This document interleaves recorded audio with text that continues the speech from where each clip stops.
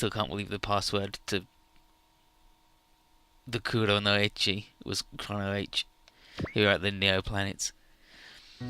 So here on the Ptolemies too, how's Louise doing? How you doing? She's like, I'm alright, all things considered. My headaches are like going away, and I finished my regimen of anti-cellular damage meds, so, you know, cancer's mostly gone. All effects of the pseudo-GN reactor particle bullshit on her have gone. She's alright now. Setsuna cured her with the big sparkles. He cured her super cancer, it's fine. But now that she's feeling better, that means she now gets a chance to get to know the real Callan, as opposed to the shitty baby that she knew at school. And on Louise's finger is the beautiful ring that Saji once gave her, and despite all that happened, she couldn't quite bring herself to throw it away. Yeah, good thing we've got drugs that kill super. Not even drugs, just magical space farts. Hi, Initial, how you doing?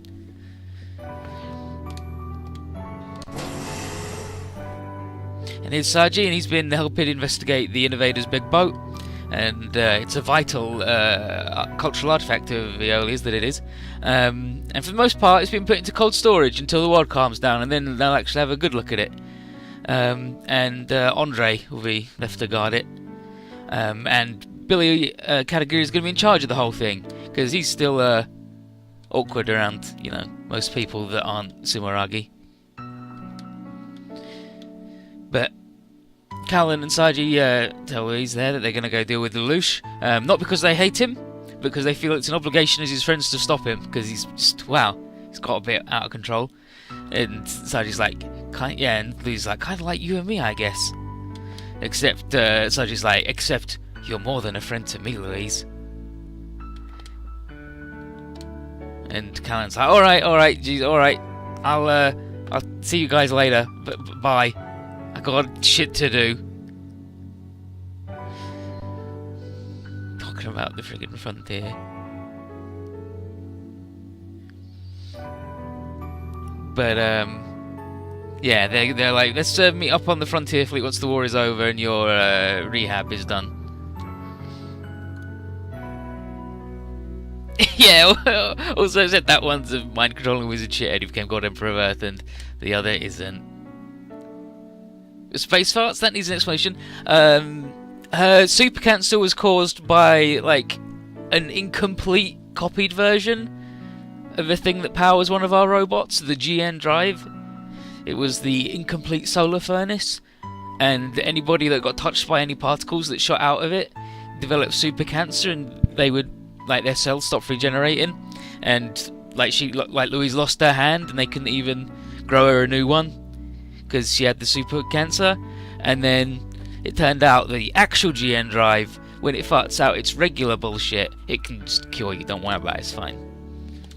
Don't worry about it, it's fine. Anyway, in the Tokyo settlement, Area 11. Here's Lelouch, and he's talking to Liu Mei, and he saved her from getting dunked on like her brother. And she's going to have a VIP seat for the big execution in recognition for her role as a celestial being agent. The rest of the world will have to watch online. But his deep heart quivering as usual in anticipation. And preparations are being made to fend off us showing up and beating him up. And like what's left of A-Laws are there, and they're led by Arthur, because Homer committed suicide. He's dead. Don't worry about it. And the second wave will include Miliardo Peacecraft's newly upgraded mobile doll system, controlled by Dorothy, because that's what you want. You definitely want that lady in charge of anything with a gun.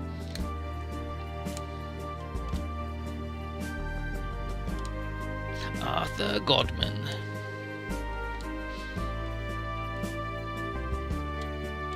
So, yes, Your Majesty, so these jokers leave, get out of here. And that leaves Lelouch a chance just to talk to Z2 and Suzaku. And they want to know if he's regretting any of the events that led up to today. And he, of course, says no, because regret is something left behind long ago in the Shinjuku ghetto. Or so he claims.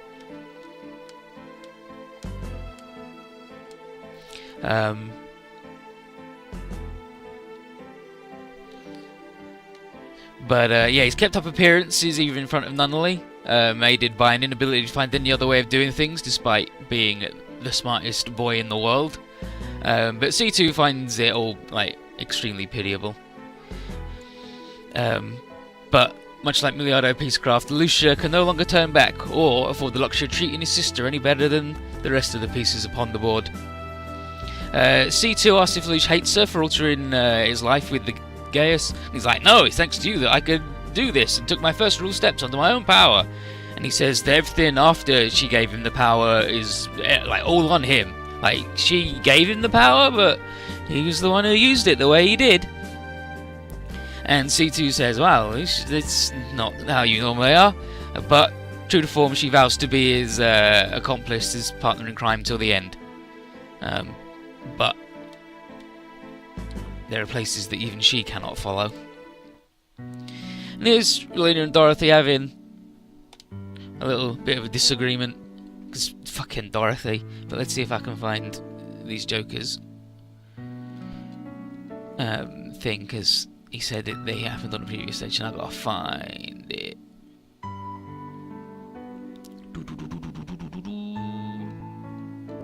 I think this is like the first stage of the other route.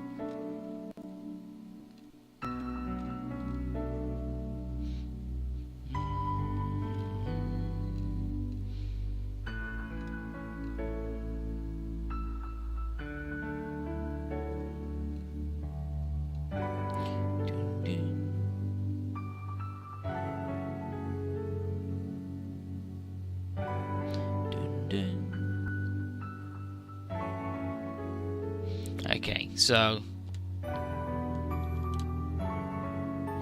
I think this is the bit. Yeah, if Relina wants to like get her brother to stop being a shithead, then she's got to go through Dorothy, and Dorothy's convinced that Miliardo is much like her and interested in peace through war right now rather than peace through peace.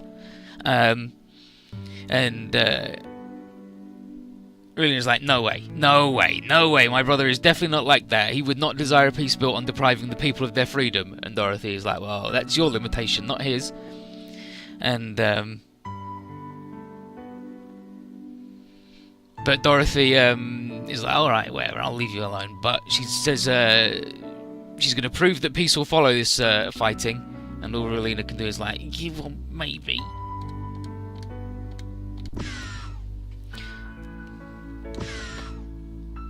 And then actual brother, actual Miliardo shows up.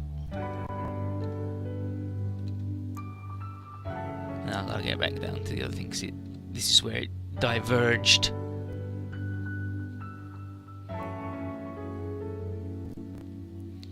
No, here we go. Okay, yeah, and this time she refuses to acknowledge the Lucia's way of approaching peace, even if it's going to cost her her life. And she's hoping that her death will at least serve as a message to the world about how mistaken the Lucia is. And her brother says that mankind must change, and that Lucia's managed nothing less than poise mankind on the starting line. And she's like, yeah, but via fear, so, you know, not so good. But in the end, the conversation goes nowhere, so Miliardo's like, alright then, well, bye. I'm out, bye. But he gives the final farewells.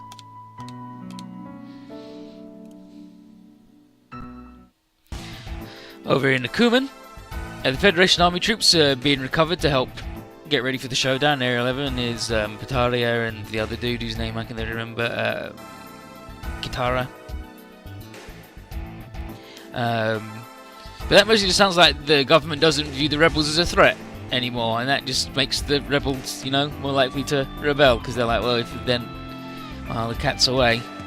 And they're like, we need Emperor Lucia to know there's still plenty of people ready to kick him in the dick. Roshu in Kamina City is inclined to join the rebellion as soon as the Lucia is actually done with. And unless Roshu is much mistaken, that's what he thinks Zero wants. He says Zero. And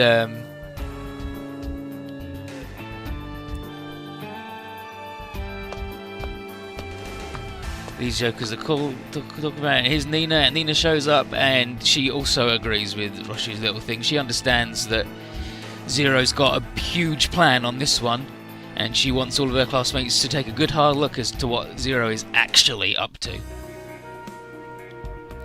And can you, Timp and Beck, have got a lot to think about too. Can you thinks that going answering Lucia's call for bodyguards would be a good use of resources, and Timp and Beck are like, no way, dude, no way. Why would we go with that, dude? Because can you? You're an idiot, but we've hung out with plenty of bad guys, and that dude, Mr. Lelouch, he's playing to lose on this one.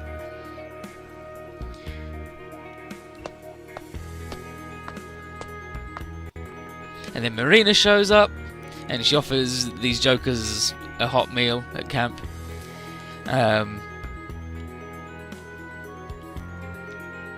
But being good boys, they're not accustomed to accepting charity, because normally the only thing they get given is a punch in the face. But she offers them work to help out with physical strength that she lacks, and Timp and Beck are like, alright then, we'll lift some shit, fine. And if this is the depths to which they've sunk, they may as well not waste any more time in starting the climb back out. And Marina is proud to be doing her part to make the world a better place. And she can hope that everybody else has similarly noble goals. Beautiful. And this is scenario 57 of the Zero Requiem route. Zero Requiem. Gonna find out what Zero's plan was, the Zero Requiem that you mentioned a couple of stages ago. So, Lucia's going to the execution site to get all the dudes murdered, and unfortunately, there's a lot of people who are going to be interrupting him. There he is, he's on the way, look at him, here he goes.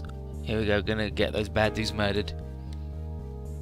Gonna execute all those bad peeps. And of course, rebels, black knights.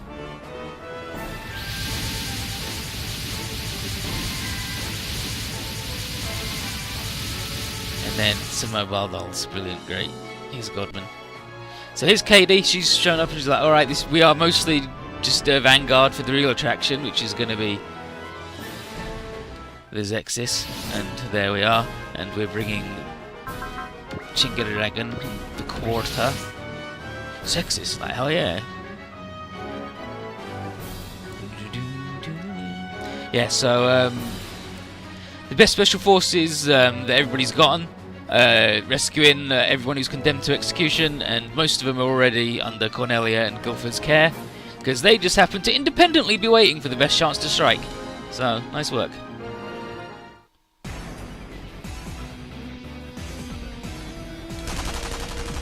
Yeah, how do you want to go to your mock trial, mate? Thing, sir. Biggest goddamn freight guy you can find with your, like the massive Pope mobile. And here's Hero, and he's like, Relina, I'm here to get you out of here.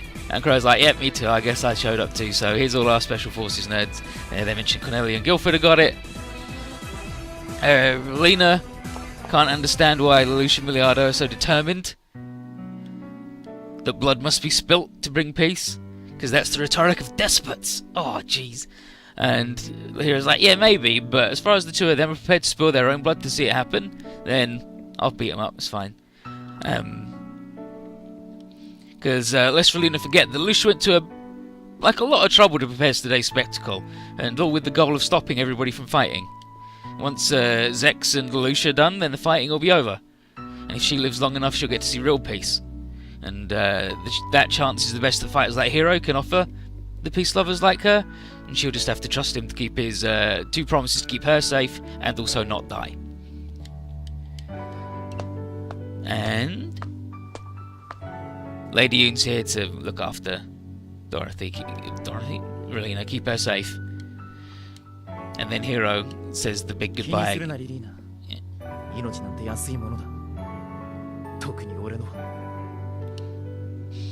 Talks about his life and time being up.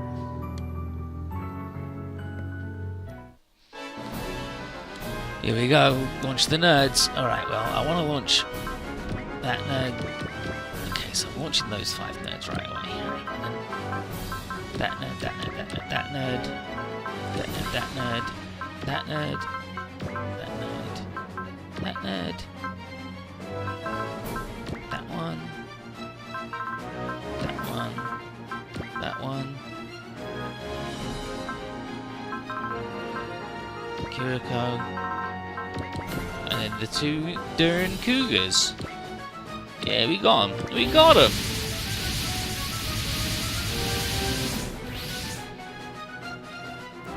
Nice work. Gino's like, howdy, Colonel Mannequin.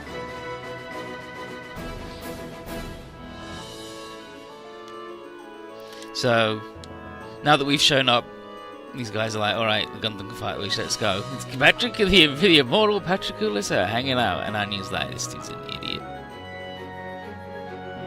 And she says, I'm gonna leave it in your hands, Kujo.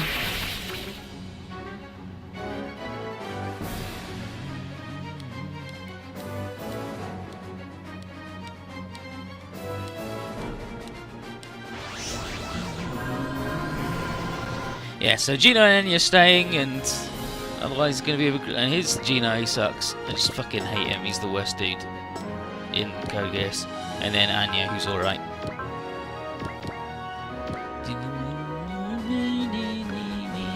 Can't believe Patrick was in that. He's hanging out with the lady he loves. And also he'd only get blown up again.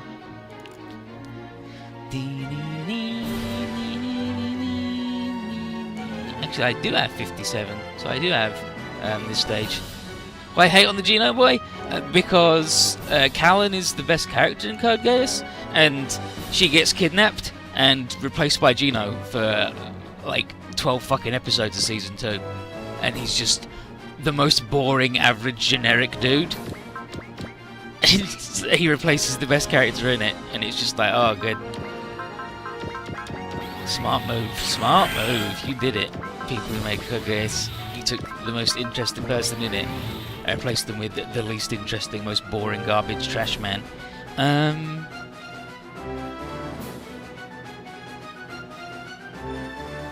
This one and this one? Yeah, that seems about right. That seems about right. Did this one?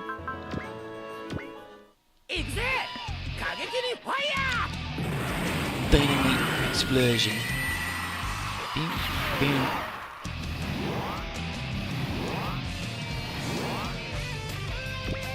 Yeah, it's not so much that he's bad, it's just that they replace the really good and cool character. Like, she's like, oh, she's just in a straitjacket in a single room for a really long time, while boring McAverage is here, being himself. Great.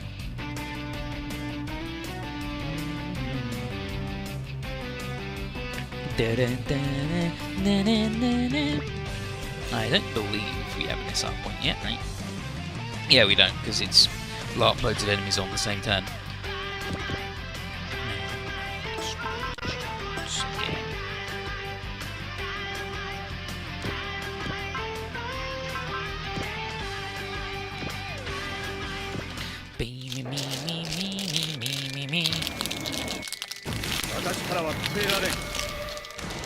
Get my lozenge on. Get my lozenge on.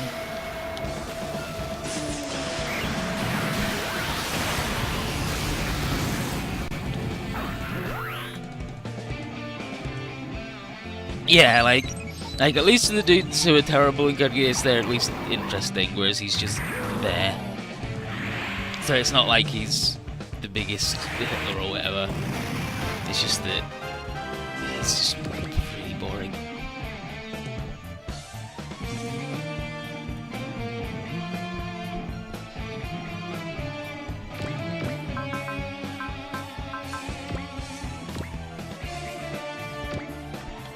Let's fight this Joker.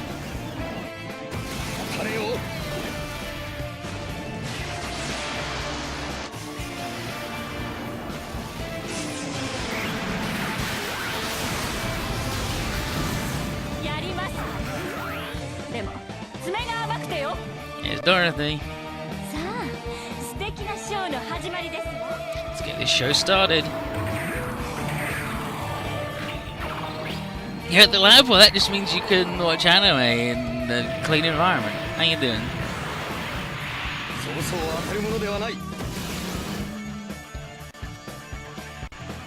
確実に落とす。私の前に出てくる。うかつだったな。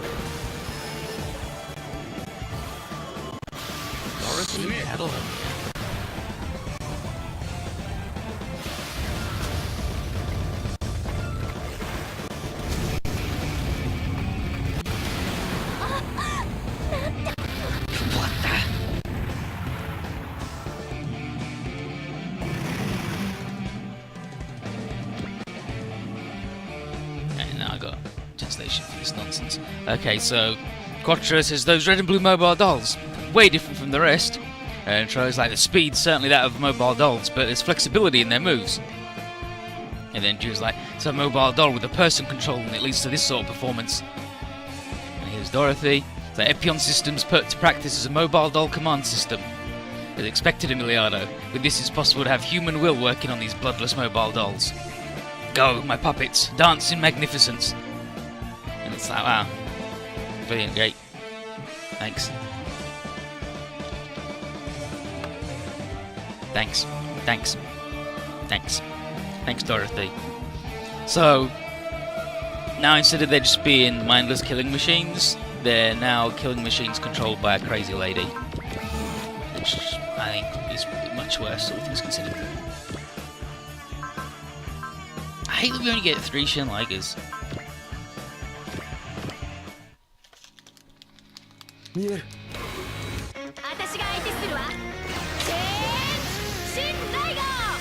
Behold. Change Shin Liger.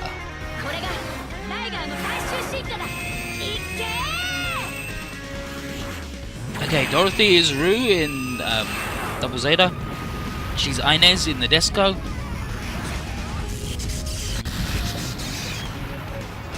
Tori in Cannon Cristo. She's Naomi in Death Note.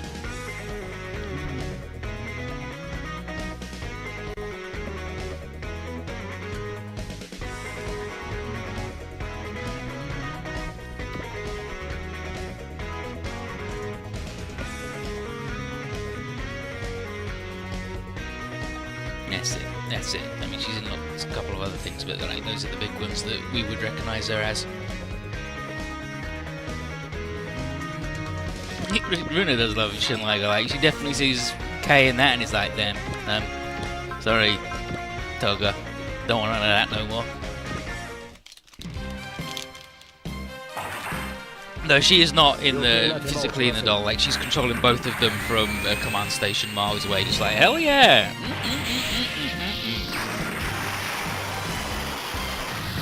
It's the biggest damn drill she's ever seen. Actually, no, it's not. No, it is, because Gurren Lagann haven't done a big drill with the battleship yet, have they? They just do a big punch and like, hell yeah, fuck you. Yeah, they just turned them into attack drones.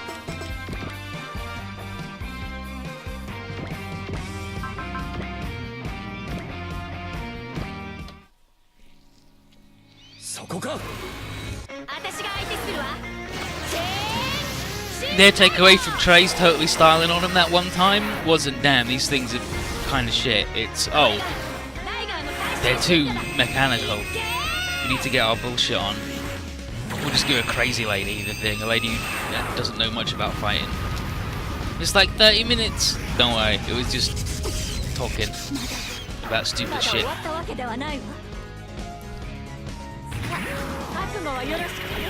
Alright, Dorothy, calm down. Dorothy Catalonia.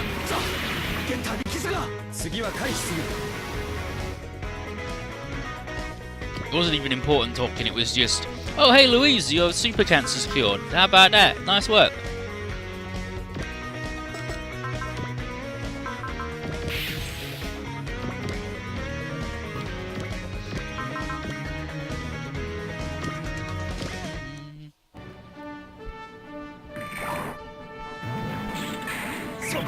They do the dig out, nothing.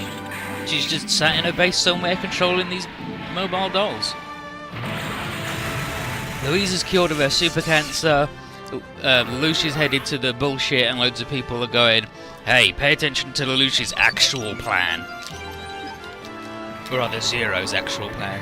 They're doing that thing where they're treating Lelouch and Zero as separate entities because they're being cool.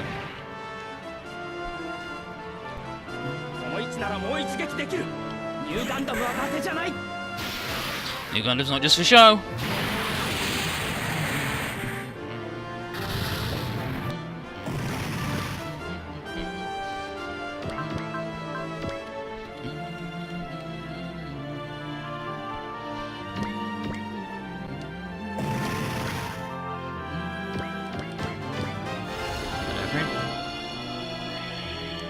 Yeah, it turns out 00 was actually Infinity Symbol instead, and he can cure GN drive poisoning or whatever. Pseudo GN drive poisoning. He was right in believing the Gundam all along. There's also a really good conversation where everybody thinks about the stuff they love. And Crow is like, freedom, not being in debt. And everybody else is like, Tifa! Louise! Eureka! And then Tetsuna just goes, Gundam!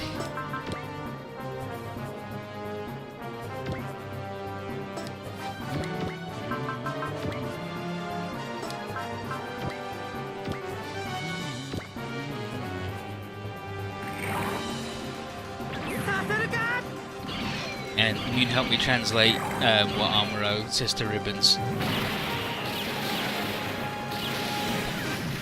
And I was mostly right, except when I said that he says mankind still needs a savior such as you. He actually is like, humanity could really do with the help. Right? You could actually help everybody, you know? And he's like, no, I'm Ribbons Orlock, the innovator. You're not the boss of me. You say Crow loves Marguerite? I don't know about that. I have to wait and see on that one.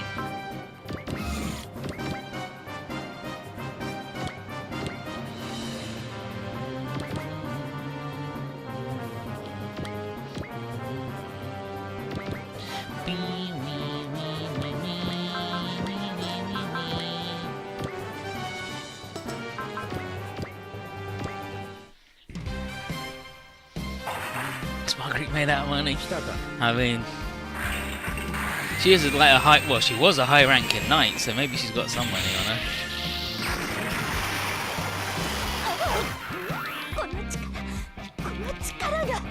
Oh, the strength, the strength. Alright, quit it.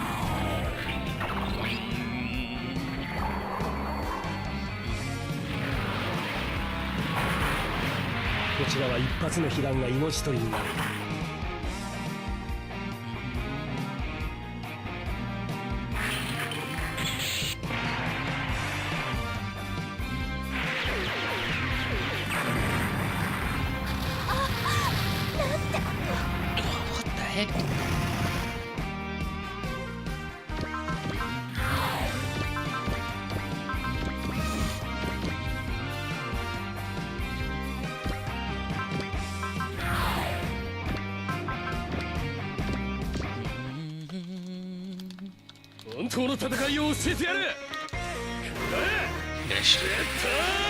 I fight for what I believe in. Let's go.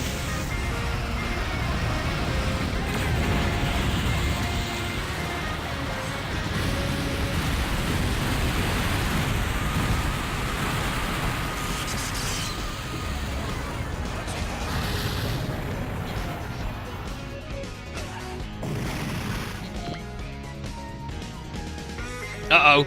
Here we go. More translation. This is...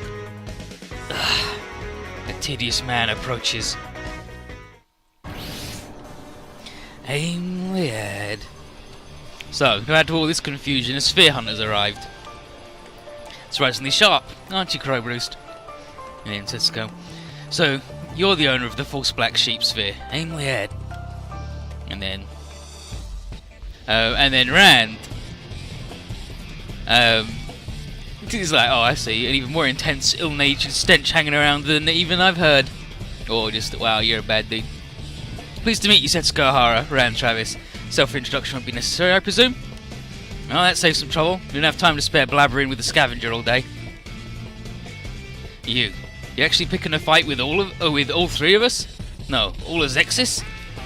No need to worry about that. Here and now, my powers are reaching far beyond your imagination.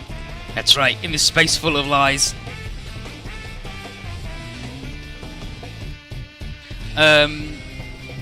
I can put Roma back in the Black Getter, but all three of the boys go in it. The tower is blown up. They crash that into the big dragon, man. And his Esther's like, full of lies, he says. And then Kurt's like, don't give us that crap. Are you listening, Emperor Lelouch? You've granted me power.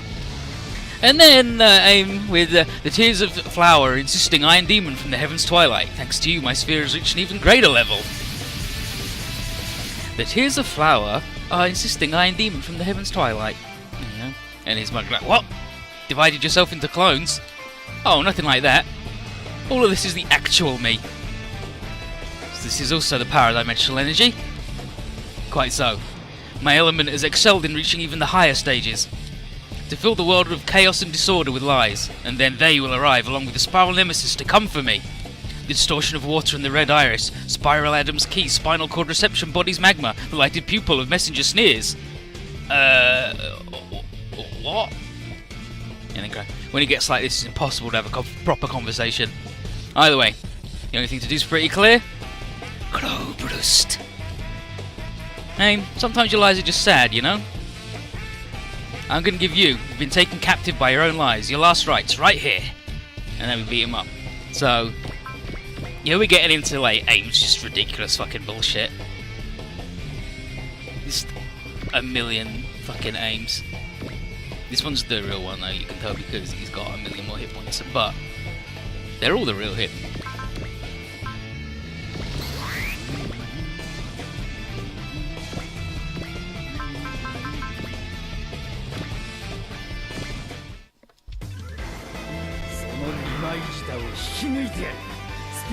In other Super Rules game with the Black Getter in, it's either really, really powerful to make up for only having Ryoma in it versus being 3 spirit pools, or it's garbage because it's like, okay, well I can either have a robot that is as good and has 3 spirit pools, or I can have just the same thing but worse.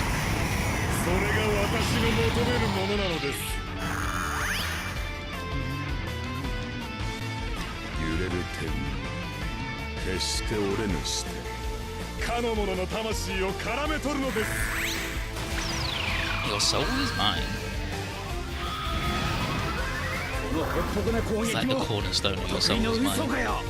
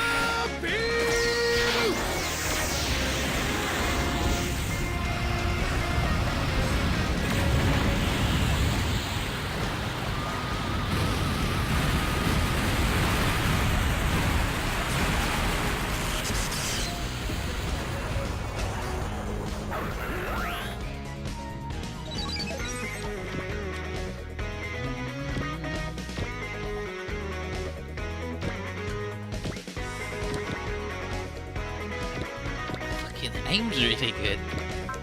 I hate that dude so much. So much.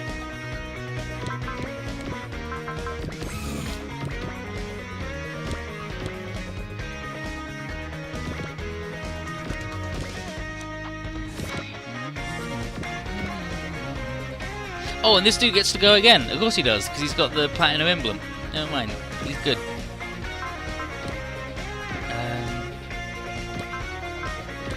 Let's just give these jokers some stat ups then. I totally forgot that he doesn't need to use Zeal to go again anymore. He can just go again.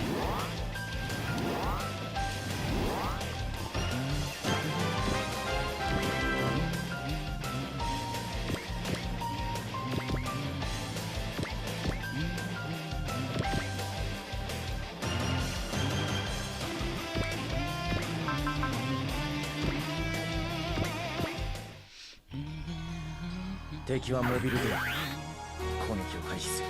Enemy move along. 邪魔だ。 Enemy attack.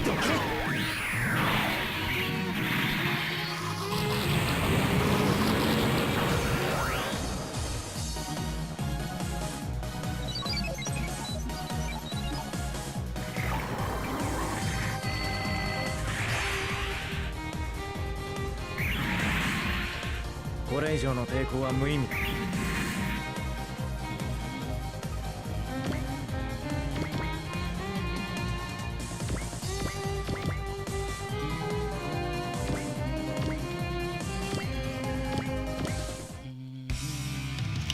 よし、やるぞ。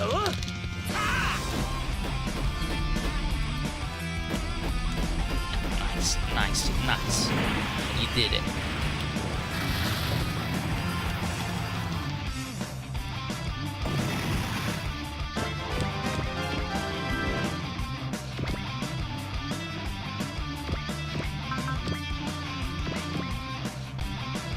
Ibukiさん、敵との距離は射程距離圏内逃げるわよ。受けろ。正義の鉄拳ロケットパンチ。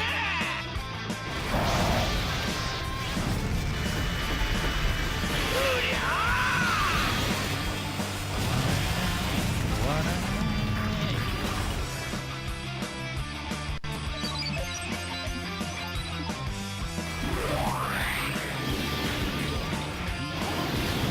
各部ダメージゼロ。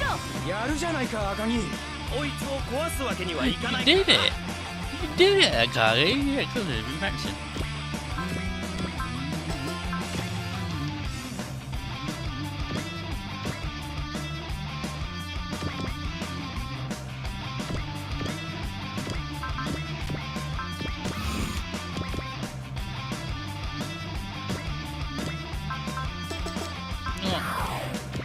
Let's go. Fuck it. Flying sucks.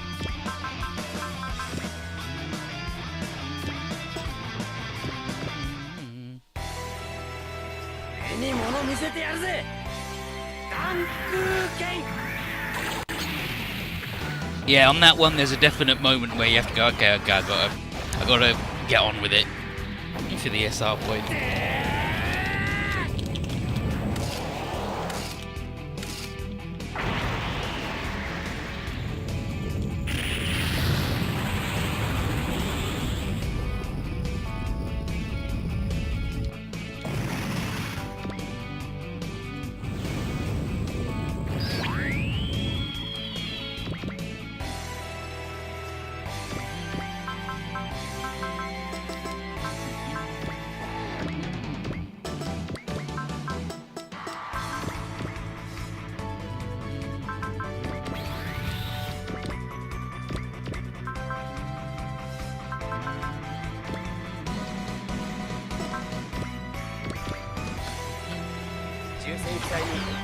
に野生を縛る理性はいらねえ。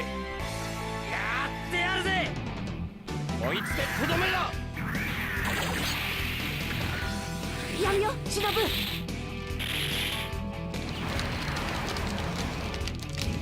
愛の心に悪しき空間を断つ。名付けて関空工学園。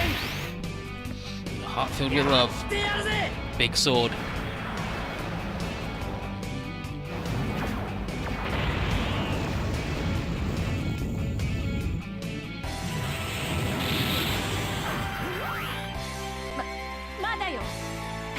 This is how we're gonna fight. っちまった。いいか、マサド。大丈夫。聞いてない。 It started. How you doing, Masato? Alright. Don't worry about me. Alright.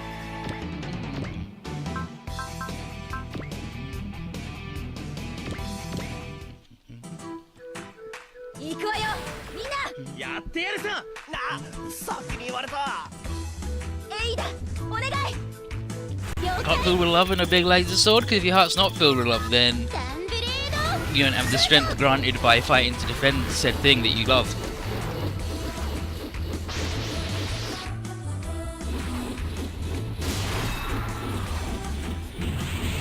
I'm trying to think if there is any superheroes where Armor isn't a murder man. Advance? He's not in advance?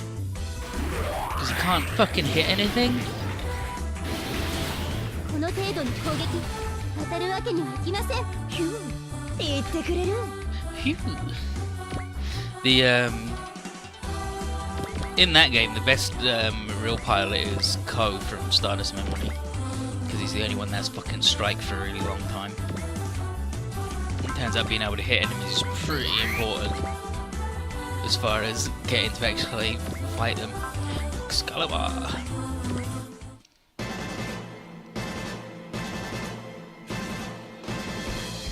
Gino just talking shit that no one cares about. He's an idiot. 自分の中にある守るべき It's も his の new のために upgraded rider, it's just got a big fucking hat and it turns into an even stupider, shittier looking plane. この一撃にかける。ブリタニアの誇りと魂は知らんか。 Strike is the 100% accuracy. It's only a portable where it gets ridiculous. Like regular advance is fine, but a portable is proper balls about it.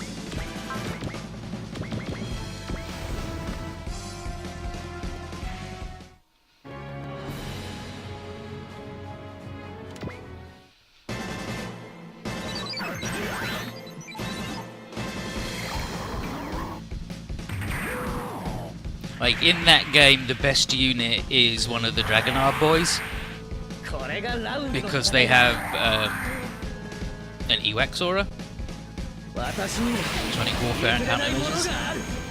So as long as you're standing like next to them, then you get increased accuracy and evasion, which means you can actually hit stuff, and it does like, and it means that you move your dudes around like in an actual squad clump or a death ball, if you prefer. よそ見をしている暇などないぞ。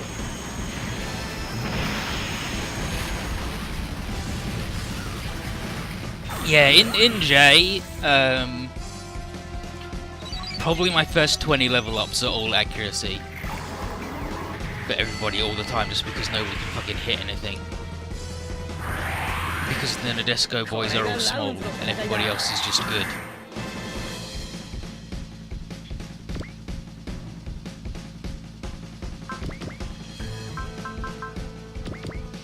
And the, yeah, like in that game, in a portable, Daitan is bad because he just can't fucking hit anything because he's too big. The accuracy modifier is just too shit, but he is the best dude to give support defend to because he's the only dude who doesn't take damage from anybody. Because all the enemies have, all the enemies are too accurate, too dodgy, and they ignore armor. Pretty much, like armor just pretty much doesn't do anything. Like you just upgrade weapons forever on everybody.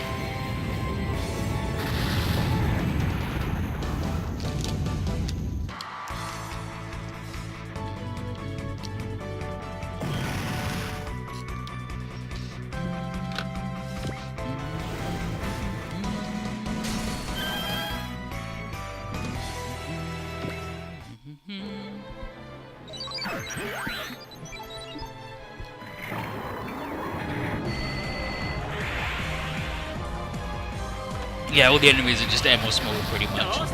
And there's one route split near the end where you fight the Daitan final dude, and he's like the hardest dude ever in any Super Robo Wars game forever. Like, he's just ridiculous. But if you go that route, you can't get the Master Asia secret. So everybody's just like, don't go that route because it's too hard, and 2, because then you miss out on the best secret in the game.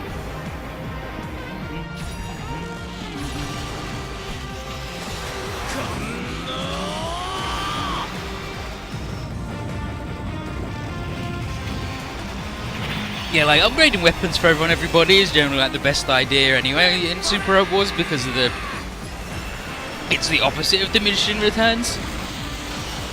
Like, yeah, you have to spend more money, but your attacks go up by 50, then 100, then 150, then 200. So you spend loads of money, but you end up murdering everybody.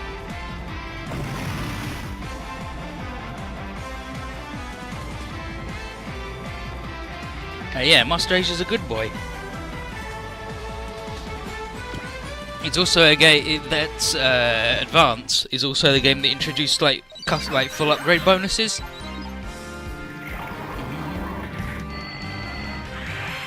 But of course, all of them are just bad because none of them fucking help. So you don't bother. There's two that are pretty good to pick. One is if you fully upgrade Soul Gain, because then it gets just loads of health regen, which it needs, because it can't dodge the shit. And Wufei. Upgrade Ultron, because if you fully upgrade that, then its self-destruct attack, instead of blowing it up, it leaves it with 10 health left. And Wufei naturally has like level 7 or 8 Prevail, so you only need to give him like 1 more level, and then he's set forever and he's a good boy. So you can just set him to maximum Prevail and then he's just invincible, and like, yeah, what a game where Wufei is good. It's also a game where like you get skill parts to equip people, like in V you get a thing and then you can put it on them, but they keep it forever, so eventually all your dudes will have everything and it's really good. But also, unfortunately, characters that join you still keep their things, so there does come a point where there's one stage where you fight Master Asia, and he's just gross because you gave him all of your level up bullshit, and he's just fucking impossible to touch.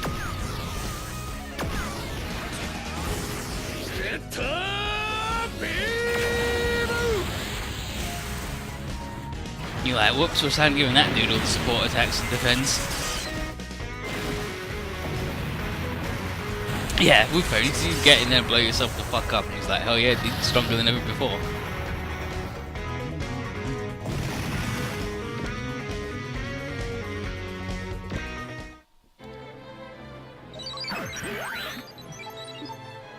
And also you get your choice of,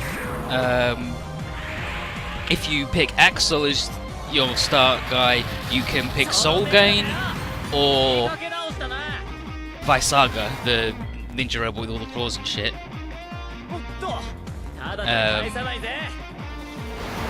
Or the Rathgrith, or the Randgrith, whichever one's the basic form of that. And if you're Lamia, then you can pick the Angelic instead. But if you pick the friggin', if you pick Soul Gain, then you have to fight Visaga, and Visaga doesn't have health regen, but it's got double image, and a shield, and sword cut, and really high evasion, and really high accuracy, and it's just really good. So you're like, okay, I could pick Axel's signature ride, the Soul Gain, or I could pick the robot that won't just fucking get me a game over if I try and fight it ever. When Wufei blows himself up, you do indeed have to pay for repairs when he blows himself up, which is why the don't have to, don't actually die when you do that upgrade's really good. Because then instead of having a really good attack where you're then just fucking dead, you just have a really good attack that then makes you really good.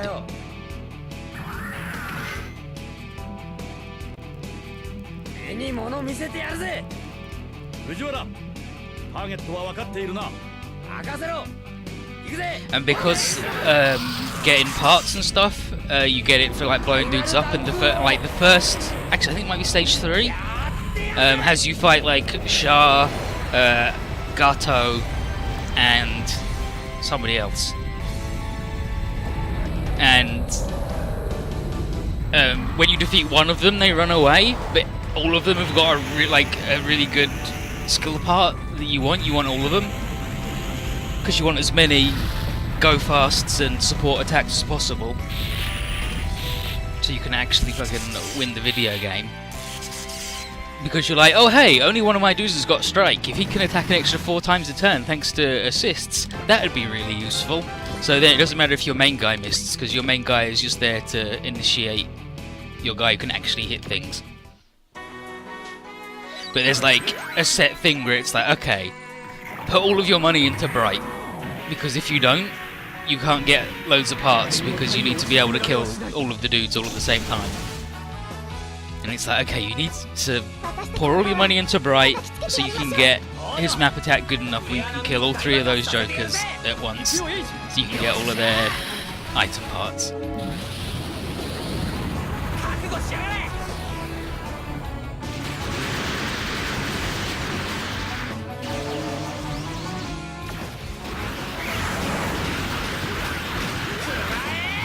He is. Suzuki spin kick, got him.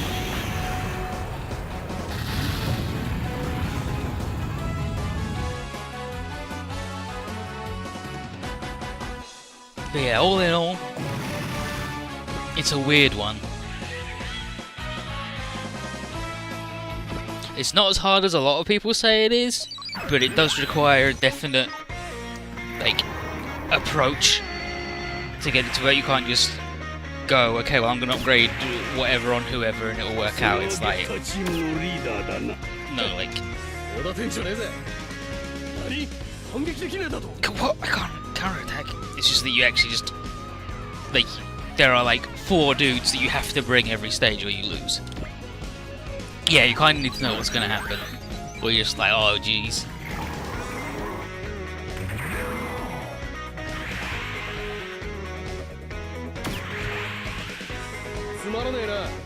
But yeah, A has all of the UC stuff, like not all the side stories, but like the main stuff. Like it has 1 Year War, War in the Pocket, Stardust Memory, Zeta, Double Zeta, and Shah's counterattack all in it. So you go through the entire like mainline Gundam story. But it does mean you have a stage where you have Annabelle Gato hanging out with Red Comet Shah in his red Zaku going, howdy everybody, we're together now, we're good boys.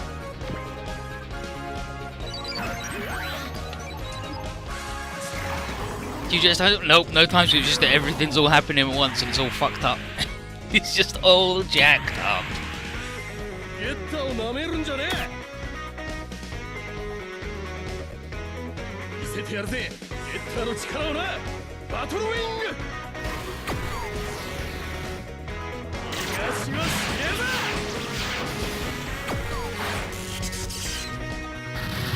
But like the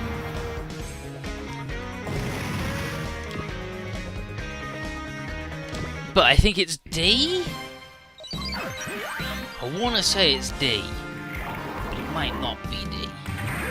There's one where you can equip things called V-ups. V-ups and double-ups. And they improve your robot stats. And they stack, which means that the new Gundam's pretty good. But what if you took a regular GM, which has 4 item slots, and keep giving it the double-ups? Oh, look at that! Now the GM is the best unit in the game, and it ends up being that all of the top-tier robots, like main character robots, are trash compared to shitty grunt units that have loads of item slots. Because you're better off just taking something garbage and giving it like 8 times its stats. Yeah, Zeon being dead and Gato having Samurai Idiot on a kind of all is pretty much, but he's just like, Zeon's good, and I'm around for it this time. I'm here, Solomon. I've not returned. I'm just here for the first time.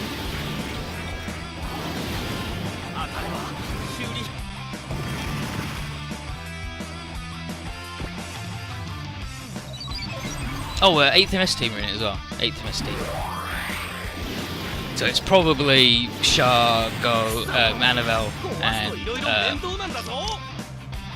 Norris Packard. Probably 3 units that you have to fight. 青山ジャンプだフルパワー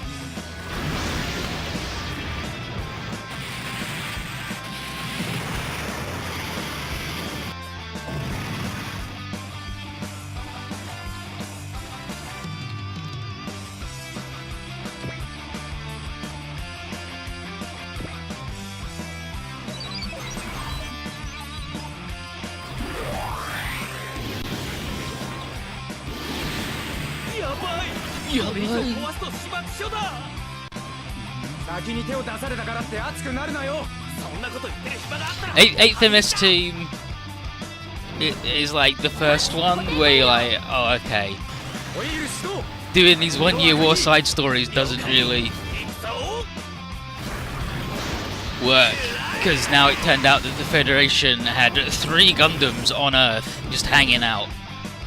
It's like, okay, well, the original Gundam was they only had the 1, and they were gonna, but then it turned out they had 3 already just hanging out. And yeah, it's Siren Confident Please too. It's some jokers in a jungle fighting Zeon in a jungle. Everyone's having a shit time. They're guerrillas, as in rebels, not as in apes. And there's a mad Zeon scientist man who's building new mobile armor, but it sucks, he's an idiot. And there's a lady who is a Zeon, and she falls in love with the man who's a Federation, and the man who's a Federation falls in love with the lady who's a Zeon. It's Romeo and Juliet. And then there's a man in a goof who's really cool, Norris Packard, and they do a good fight, and the good guys lose. They kill the man, but they lose.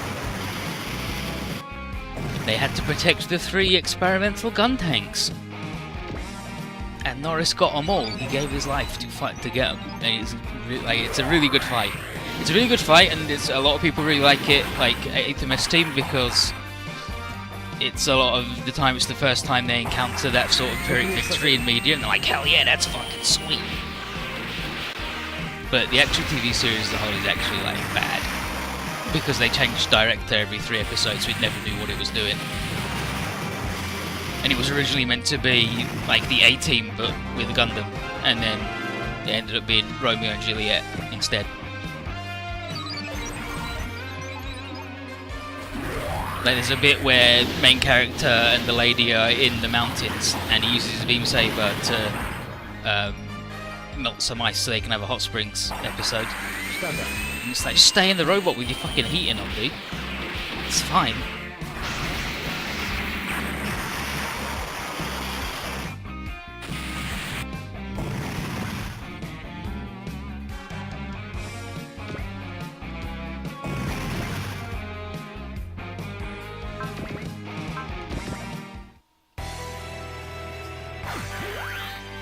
Yeah, the A-Team is gonna call. Let's get this show started. Yeah, no, they just kept changing the director, so and I think it's 12 episodes long, and like it ends at 10, and there's 2 more episodes that just didn't need to happen, and just sort of make you like, oh, come on, just, why did you fuck this? Oh, nah, you two, you're making me sleepy. But it's just like, oh jeez, oh jeez. I don't even think they're horny teens either. Like I think they're all grown-ups. But main dude is voiced by Viral Might guy Shishio. So he's got a really good voice actor, even if he does just have a terrible character.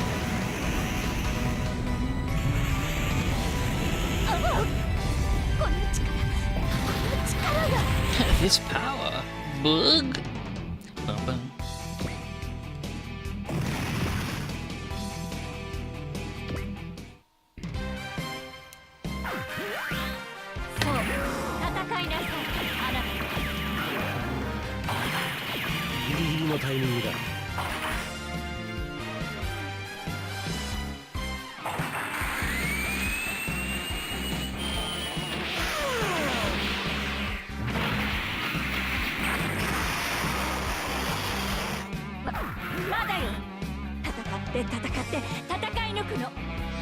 It ain't over. Fight, fight, fight.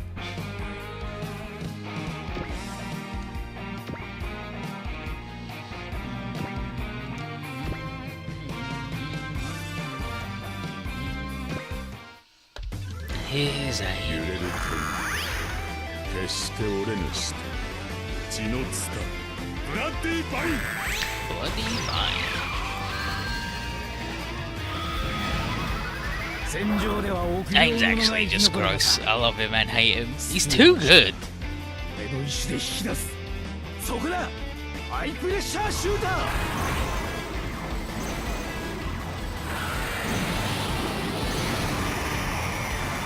見るのです血の遊戯を Show me, show me. Your blood will be mine. Hey, shelter. あなたたち呪われし放浪者なのです Destroy. あなたはそれ不天のです私の慈悲を至高の時 The end of mercy The end of merciless. Oh, it's gone, dude. おいメール大丈夫かさすがガンレオンお帰りが早いぜあのお客さんはよ Hey, Mel, you alright? I'm fine, as expected of Gunleon. But now we're paralyzed この because 一 Abe's 撃が gross. 未来を守ると信じてさあ始めましょう全てに等しき真実を The end of mercy それは天の意志 Send you to heaven. いいぜ俺もだんだん燃えてきた このままじゃボコボコにされちゃうよ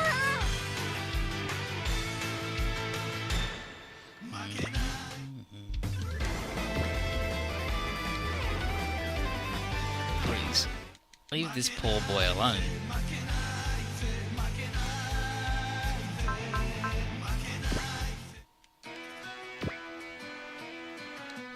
This is where I regret removing spiritual fortitude from Apollo.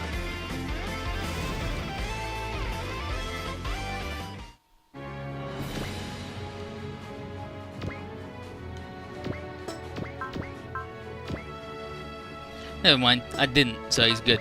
But this Joker can't fucking do anything. He's just forever.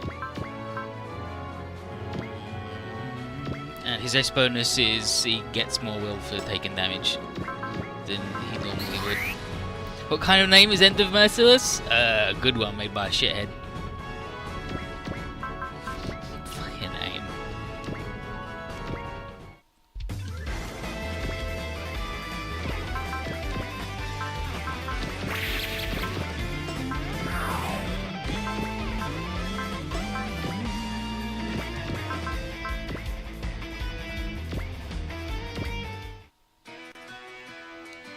Oh shit. Well, anyway, he dies and he just has a giggle. And I believe each of them's gonna say the same thing. Well, when I fucking get to murder another one.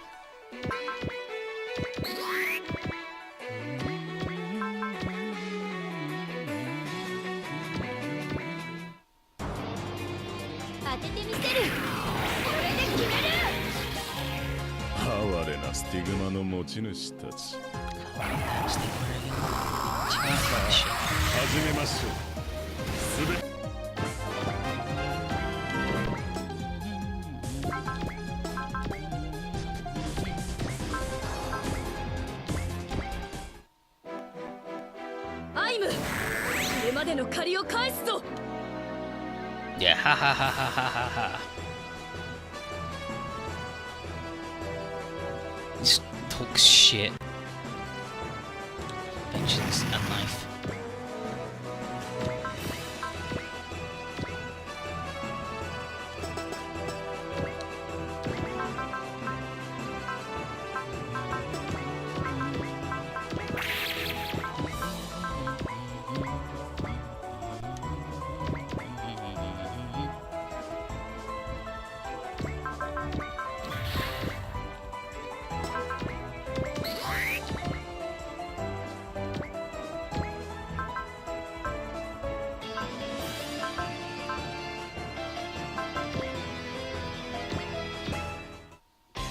Give that boy some stat ups.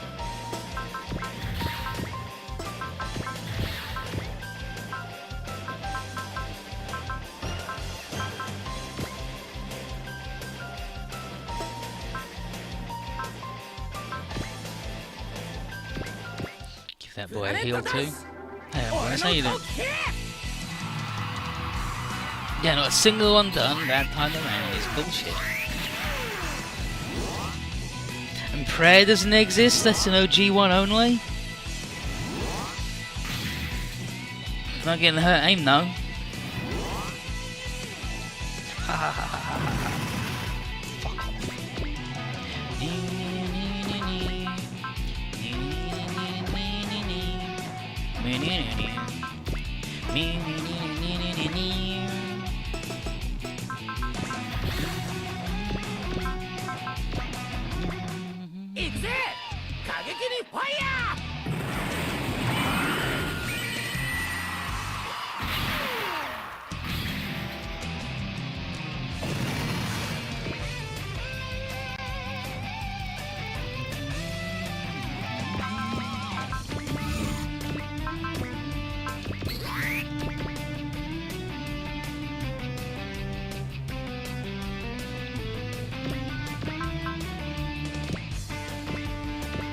Double moonlight butterfly. This Joker, very nice. Very nice.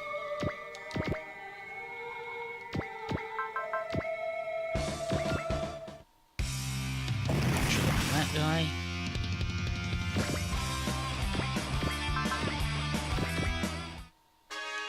Watch that guy.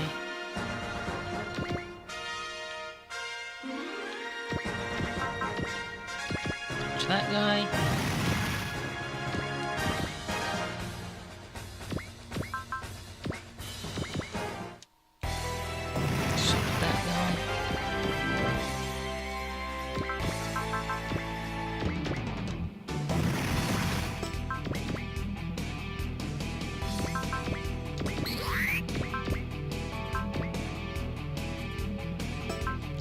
We can just use the tiny gun.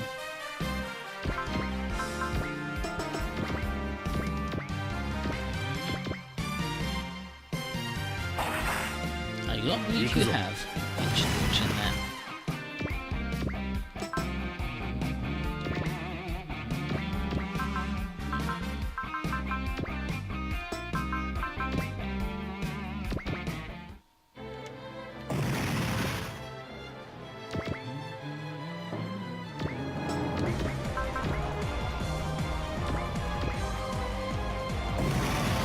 Big boy boat.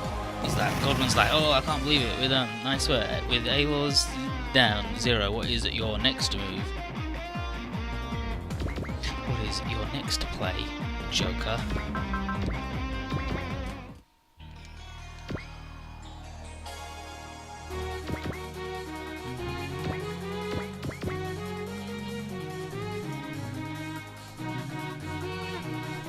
Requiem isn't dead or dying.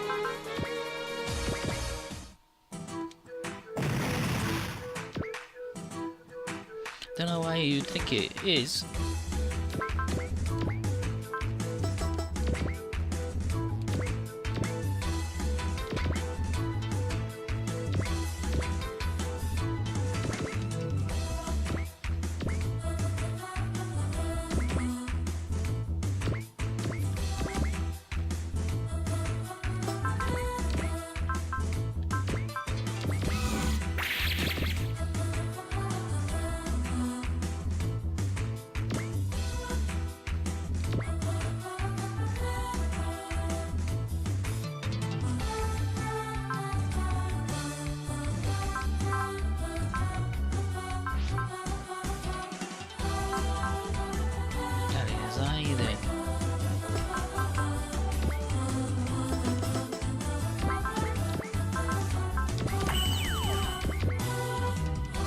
Okay, now I don't know what you're talking about, fanboyers, because you seem to be having a conversation with yourself, but as both sides of an argument. Wish these games get translated? Well, the last two have been, so hopefully in the future they will continue to do it. Like you just said, makes me wonder why people think that mecha anime is dead or dying, and then you went, they're still doing new stuff, so.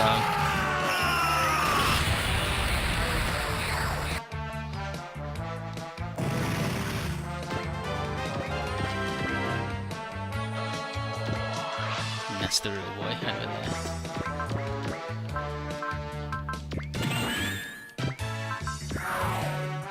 On console, yep. Super Robot Wars will pretty much forever only be console forever, for all time. Unless something weird happens. And then Japan realise that the PC exists.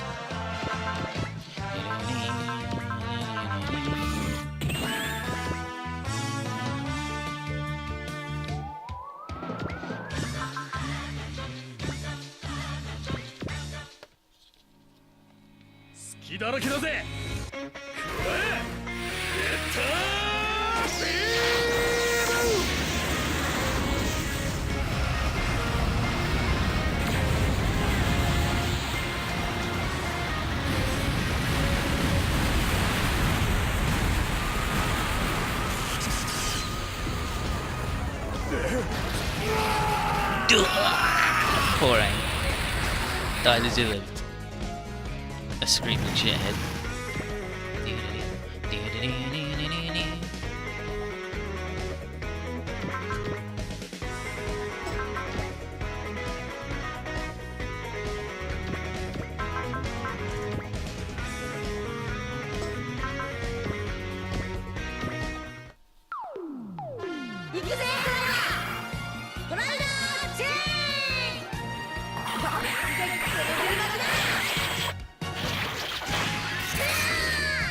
Bravo! Fucking got him, ladder.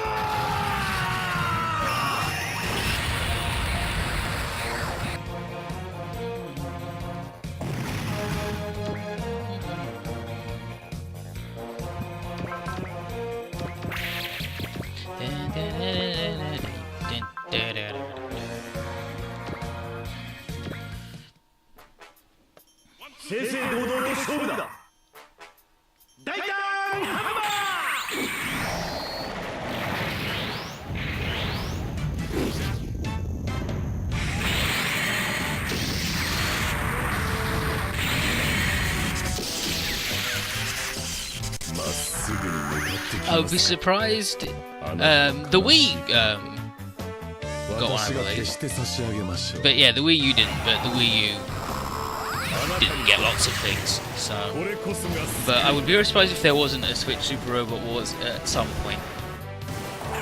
But the key bit there is at some point.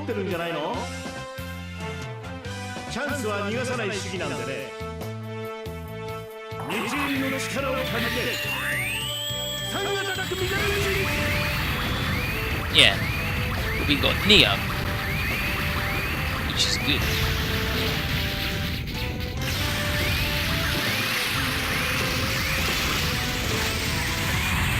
Like the Wii U didn't get one, but also the Switch has sold. Like fucking the new Mario Kart game sold more than like every game for the Wii U ever did combined. So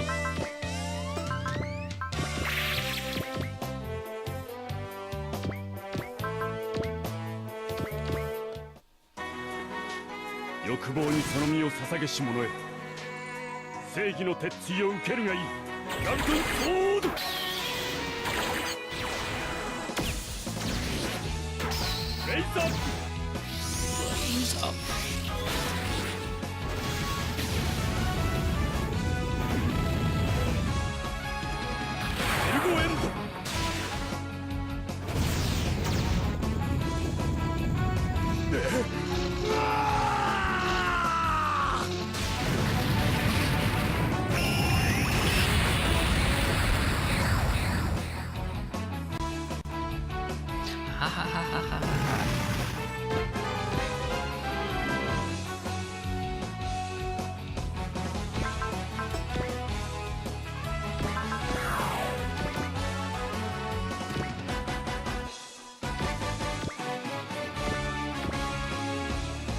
欲望にその身を捧げし者よ。正義の鉄槌を受けるがいい。フラクトンミサイル一斉射。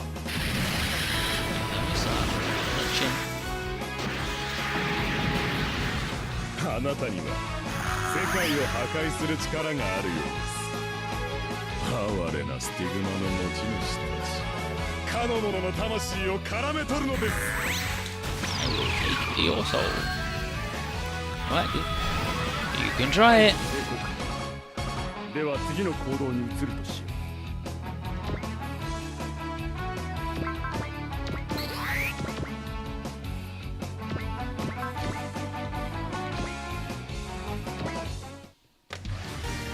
できるできないやってみてからだ。アサルトコンバットパターン U だ。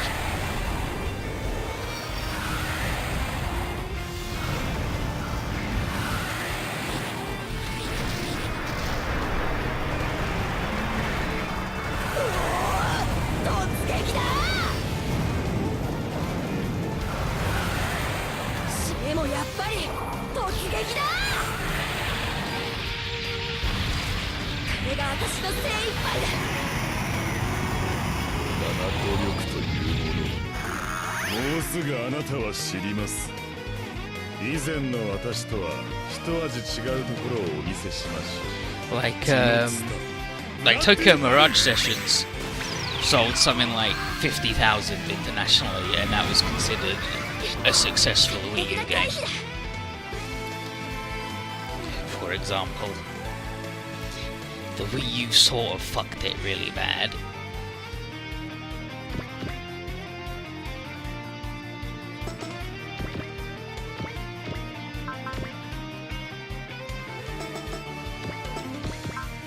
Double Brat attack.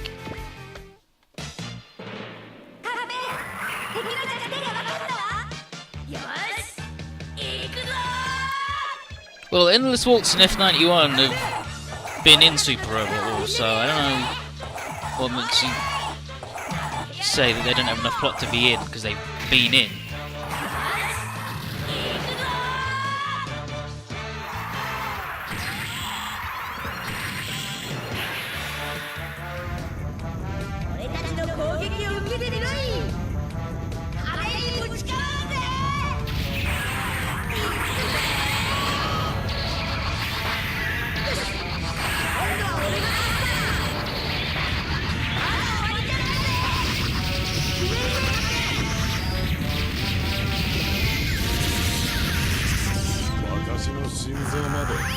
あと1センチでしたの。無敵という言葉が幻想であることを教えて差し上げます。さあ、始めましょう。全てに等しき真実を。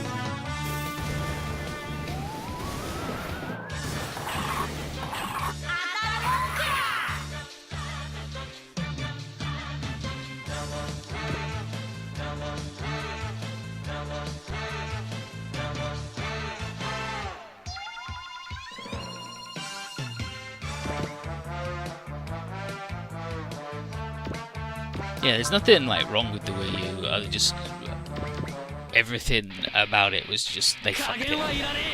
疑いにな。ドリルが1本だけだと思ったら大間違いだと教えてやれ。Like not a big enough gimmick to make up for not being as powerful as the other ones. Being called the Wii, but then Wii U, so loads of people, by loads of people I mean like 90% of the people that bought a Wii didn't know that it was a totally new thing.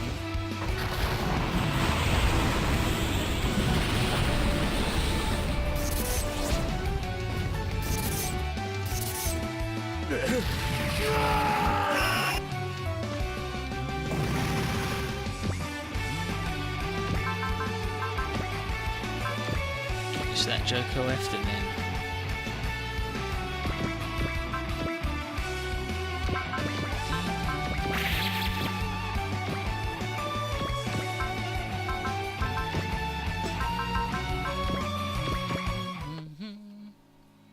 俺とゲッターを止められると思うな。バトルウィング。しはしねえぞ。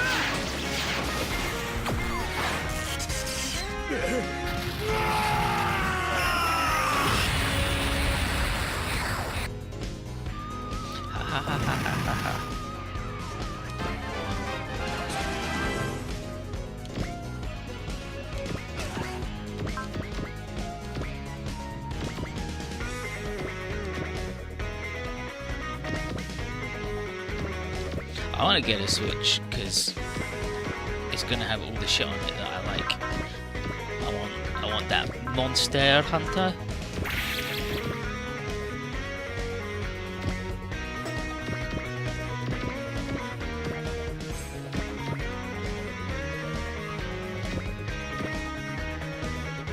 And he still can't move because he's the poor boy and nobody loves him. And yeah, can't quite move far enough to get into the fucking boat. So there you go. A fire at Paper Mario that's not garbage? Never gonna happen because the people who make Paper Mario hate you. Nice crystal egg. None damage.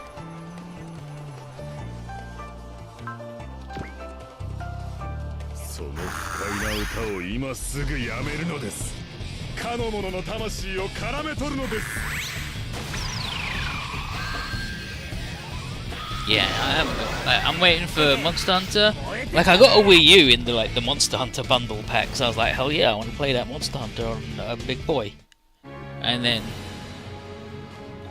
I bought like Bayonetta and the Metroid Prime trilogy and Super Metroid and the other Metroid things on the Virtual Console, and like that was it.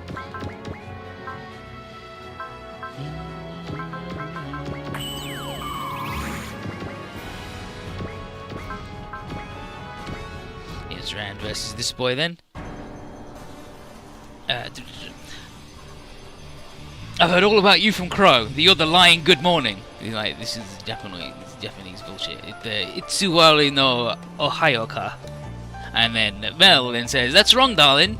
If you're gonna say it like that, it's more like lying, how do you do? Itsuwari no Gokigenyo. Which I'm sure is fucking hilarious if you're Japanese, but just stupid if you're not. So, he's saying, well, aren't you a happy couple? Well, it means one wouldn't imagine you to be the holder of the wounded lion. And then Rand's like, oh, if you think you got the wrong guy, then get out of here right quick. I'm really not in the mood to have to fight someone like you. And then aim with the Crusher. Well, now that slipped out, there's no way I'm backing down. And then, you really are a pleasant fellow, to be more obsessed about your own personal pride than the destiny of the spheres.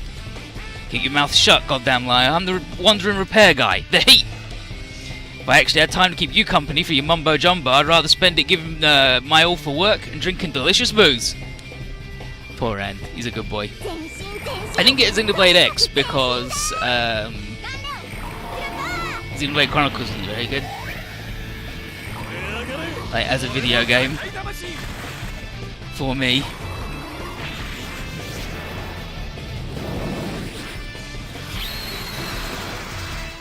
Like, I want to get Xenoblade X because it's got the robots in it, but also I'm just like, I played Xenoblade, and I mean, I'm glad they did it, but I don't want to play it ever again.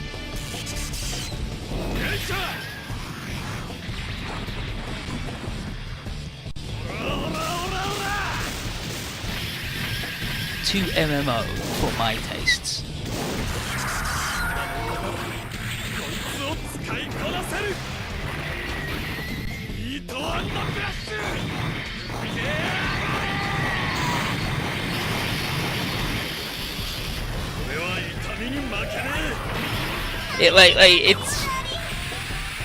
It's not really standard as JRPG because like it's like an MMO. Like you've got a list of shit that's on cooldown and you run around and you automatically do shit, and it's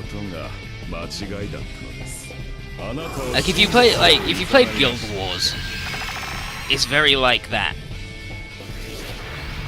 I would say. Of course it's not bad you want to see Zero Line win another Super Wars game. Zero Line is fucking good as hell. It's good shit.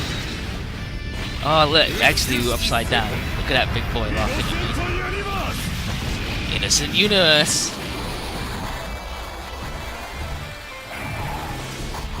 Look at him, give me a big hug. さすがだね As expected, I've done the And that's all stats halved. Thanks, AIM. Piece of shit.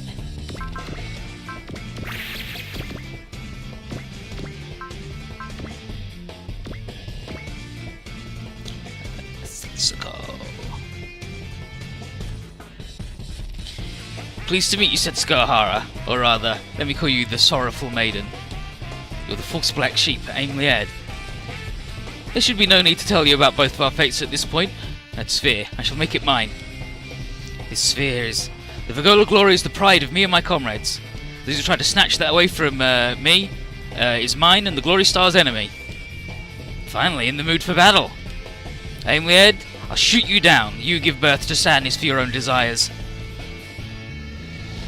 チーフとトビーがいなくても One of the things Setsuko opens with against AIM is your foul lies. I'll not forgive them because Setsuko's read one too many romance novels, I guess. ルインパクト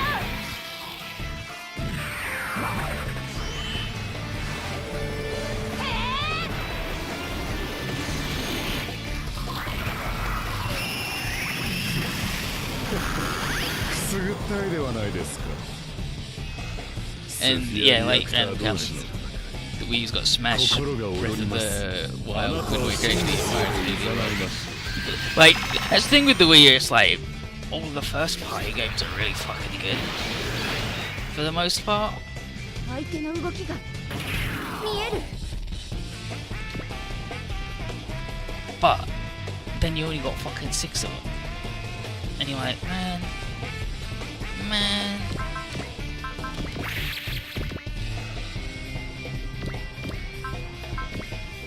Extremely low games per console. Matched only by like the fucking PS3 for its first 5 years of its life. Marguerite versus the Aimster. AIM Lied, our comrades regret starting from Sir Cheval. Now once and for all I shall clear that away. With a mere sphere imitation like the D-Extract, there's no way for you to actually beat me, you know. Even if I shall not prevail, my companions will. Crow will surely strike you down. I'll only move in the way my heart tells me to and fight you to the very end. You tell him, Marguerite. Fucking bop that, man. これまでの借りを返すぞ天へと導くパールネイルの美技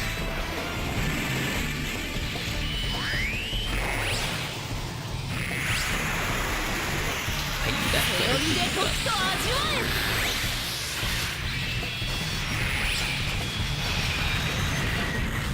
第二の左にうつらな魔弾の裏側へ。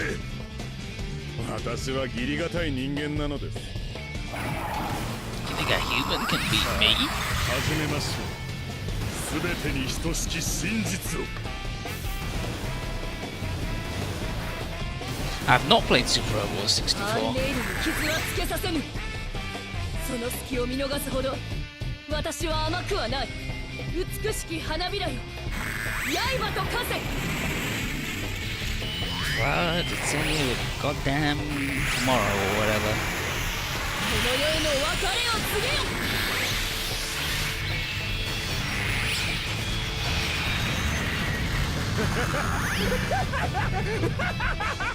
Fucking AIM, he's so good.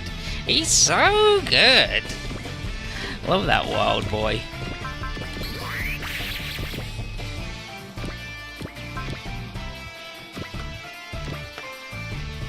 Nothing for Esther, just doesn't give a shit about this guy. あなたは知ることになります。私の慈悲を。 AIM's voice actor is actually really fucking good. あいつに教わった回避パターンだよ嘘つきが泥棒 You の can see once we start doing big damage to 人間 him, の終わりなんだよ he comes out with some real good shit. コンバットパターン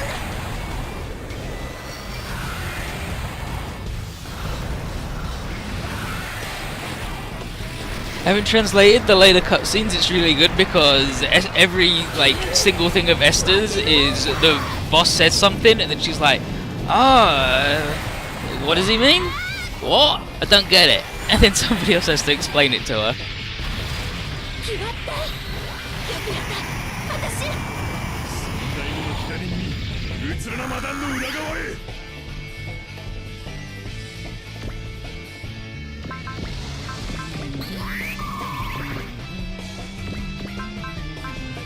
Oh, I might as well like touch it, right? Crow Broost. I've been waiting for this moment to be able to settle our little game. Oh, isn't this unexpected? I feel the same way. In raising your element, you seem to awaken to the destiny of the sphere reactors. Isn't that right?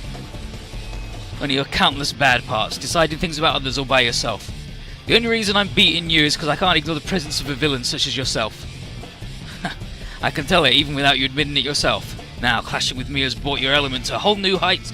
Nevertheless, right now you won't even be able to come close to me. You don't stand a chance against me right now. Your worst part, however, is the way you look down on everyone else. Let me show you, AIM. You're going to lose right here and now, and it's nothing to do with the power of the spheres.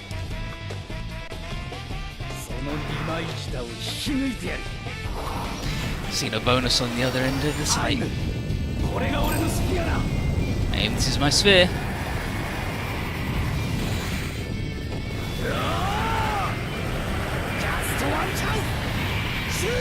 Just one chance.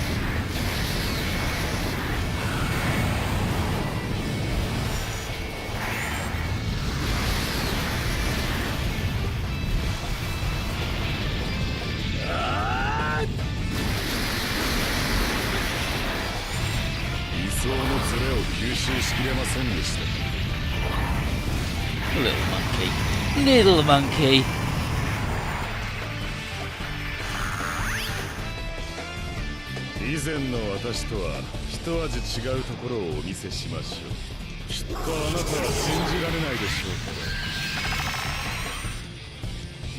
Yeah, like, Crow doesn't do like a full yell compared to Akito. When, like, Crow is like Dark Akito, like he's a little bit higher than Dark Akito. The Batman.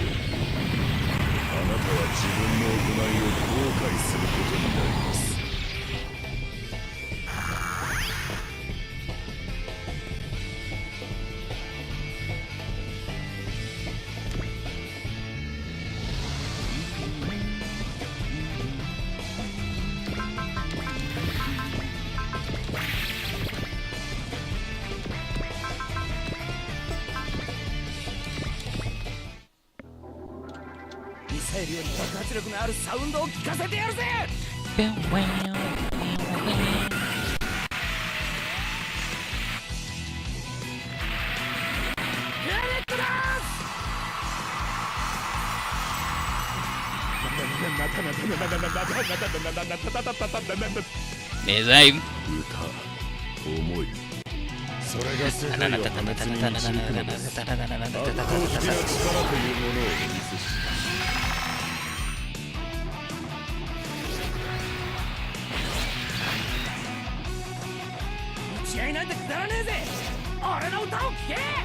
Quit fighting, listen to my song.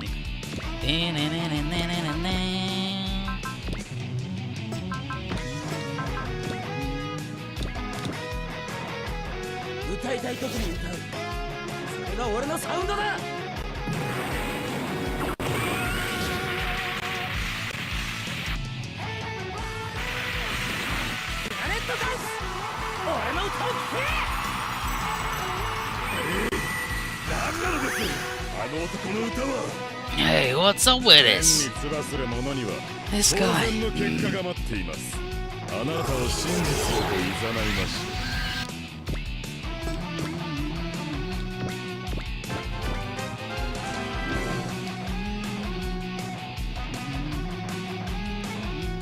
Hey,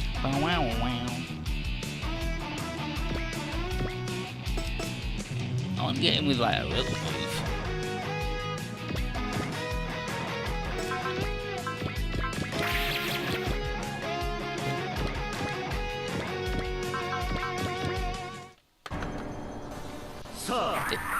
I've got a video where he just says all these different shit anyway, so...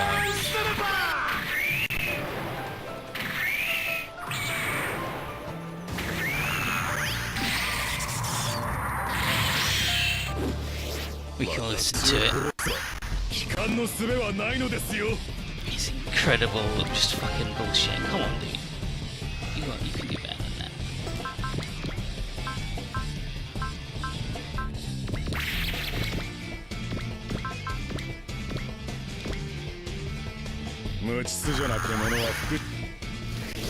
Aoi.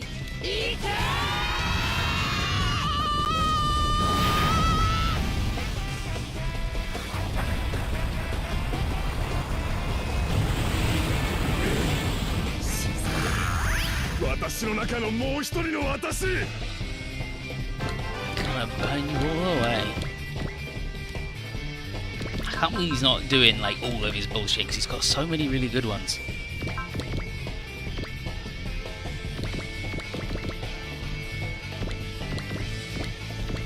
He's attacking with this idiot.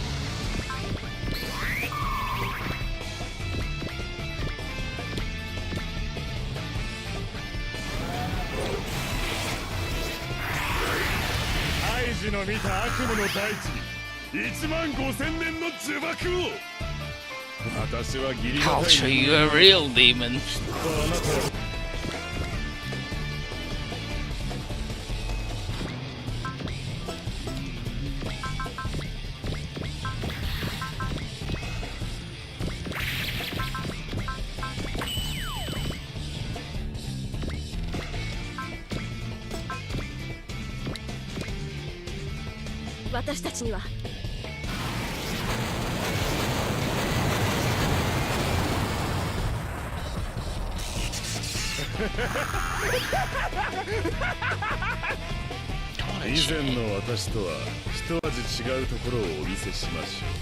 It's alright. It's fine.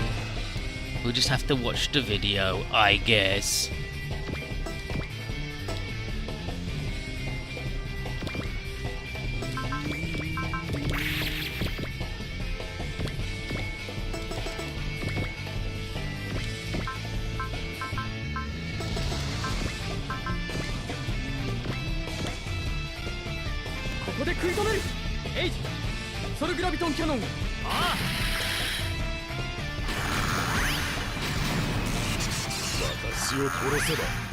I guess we got to hit him with a big move.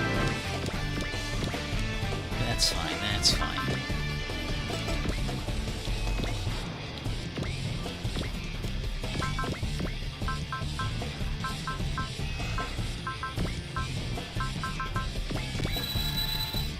Just play the damn video. Like, one of the things he just reads fucking a list of prime numbers.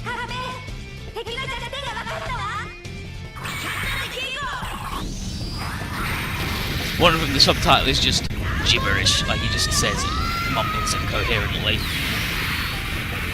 And he's not, like, you can hear everything he's saying, and it's just what he's saying is fucking nonsense.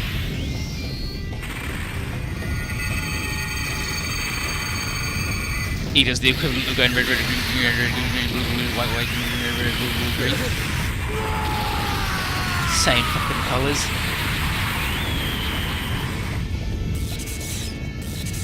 But we blew that boy up. And so, here's aim. It hurts. It's hard. It itches. It's bitter. It's hot. 66678543019. I think Aim's got it here. No, he's fine. Don't worry about it. He's fine. He's definitely all right. That's definitely what a person who's fine would say. And here's Crow. Ugh, I hate to admit it, but the strength you're showing today is not something to take lightly. Is he immortal?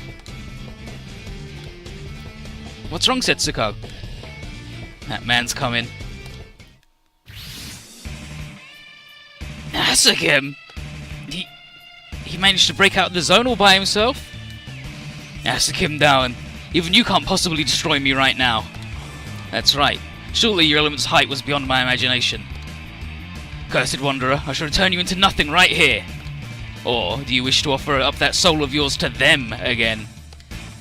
Before hunting for spheres, I'm going to have to give you some punishment. You're saying that such a thing is possible for a lowly hunter? Aimweird. Have you figured out why I went into the zone? Can't be. Setsuko and Rand. Seems like both of you are able to sense it. Inside the torrents of origin law, the power of space-time and all potential things flow. Kisama. How thoughtless, false black sheep. Thanks to that, I've finally been able to attain a way to use the power I've acquired. Let me teach you, the power of the sphere you fear most, the sphere that I've already obtained. Inquisitive goat, I'll expose your lies to its power. And now we go into the Sepia Hell dimension. And is this mysterious man, don't know who that could be. And what would your business be with me, lead researcher? Hammer? Have you finished analysing the O part properly? Yes.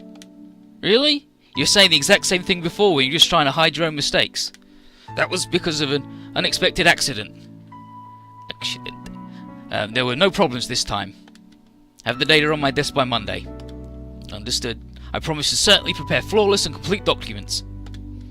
I'm counting on you. In case of another mistake, consider yourself removed from the project.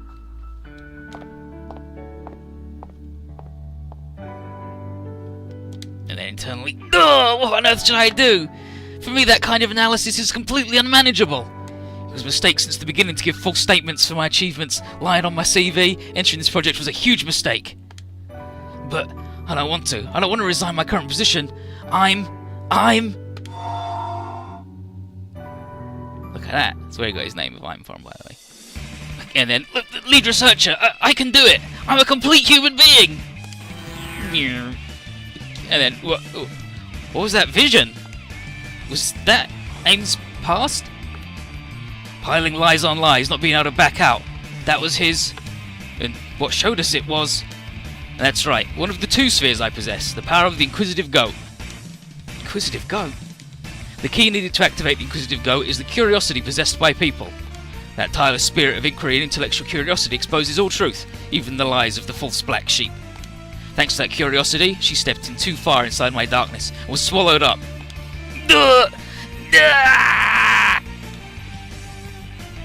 And how are you feeling, Aimweird? Or rather, Hammer Arago? Feeling of being exposed to your own lies. In that condition, being able to draw power from your sphere shouldn't be possible. Isn't that right? So, for him it's a completely incompatible sphere. Out of the 12 spheres, each and every one possesses their own cause and effect. Like the swaying scales you have together with the inexhaustible water bearer. Their relation increases their powers when together. Mine and the prince's sphere?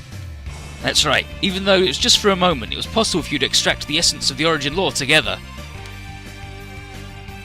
That time when Esther was turned back into a human? And then, no, I don't want to! I really am! Well, come now, Hamarago. It's time to hunt your soul. Not on my watch. The Holy King vessel. The Prince! Aimweird, I won't forgive you for guiding the whole of Insulam into ruin for your own selfish desires. In the name of the Holy King vessel, I shall lay judgment on you.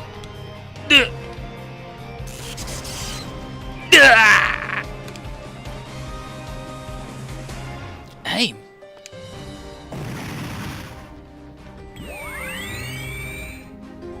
So, this is the sphere of the false black sheep.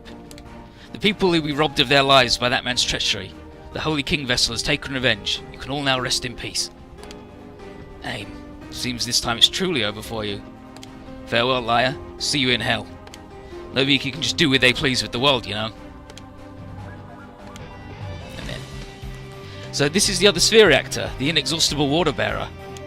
So by defeating that lion bastard, he was able to obtain his sphere? I can ask him.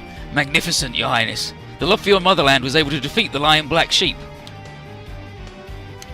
inexhaustible water bearer. To awaken that sphere of yours, the false black sheep seem to have gone through considerable hardship.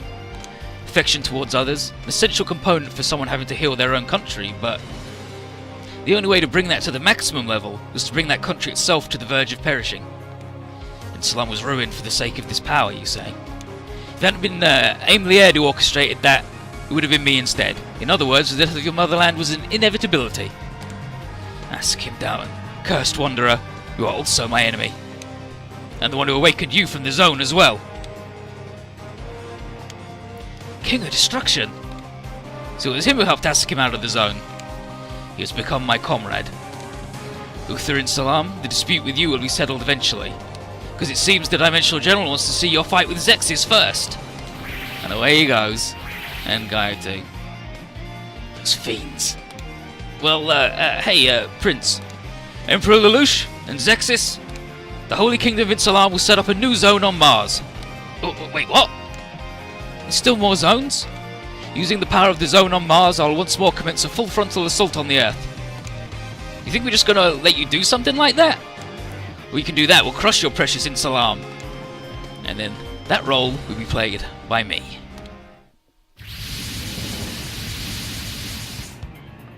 Lelouch, Suzaku, Mr. Bushido. And then Mr. Bushido, if you wish to ridicule my disgrace of still being alive, then you're free to do so. However, in order for me to make a fresh start in my life, I have to make a distinction between right and wrong with my own heart.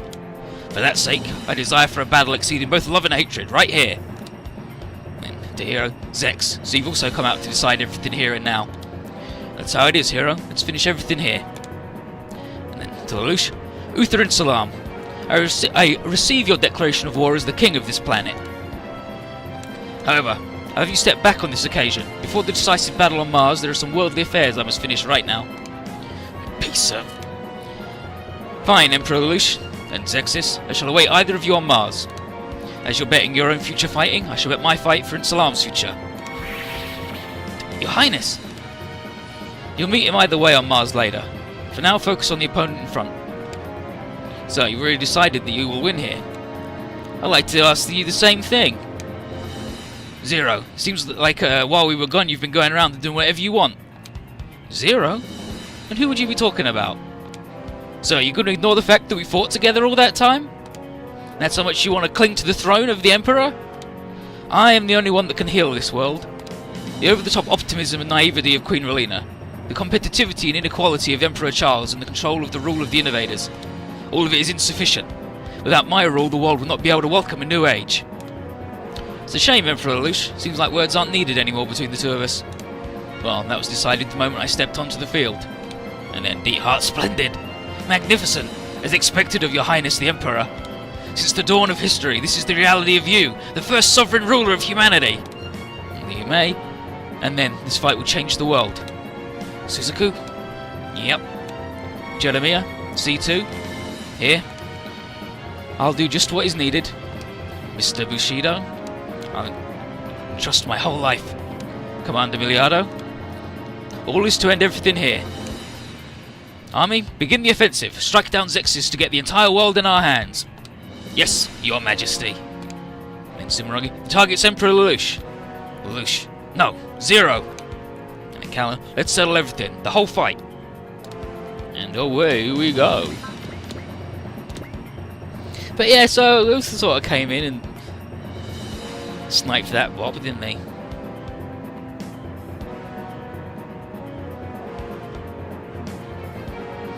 Like a true shithead. But luckily, Askim had like the counter to aim Sphere, or we actually just would have like been fucked because he wouldn't have died again.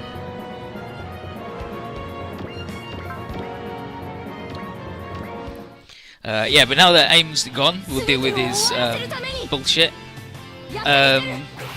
Aim's power, like what his sphere does, is it forces things to be lies, is one of the things it does, which is how he can summon like loads of monsters all the time.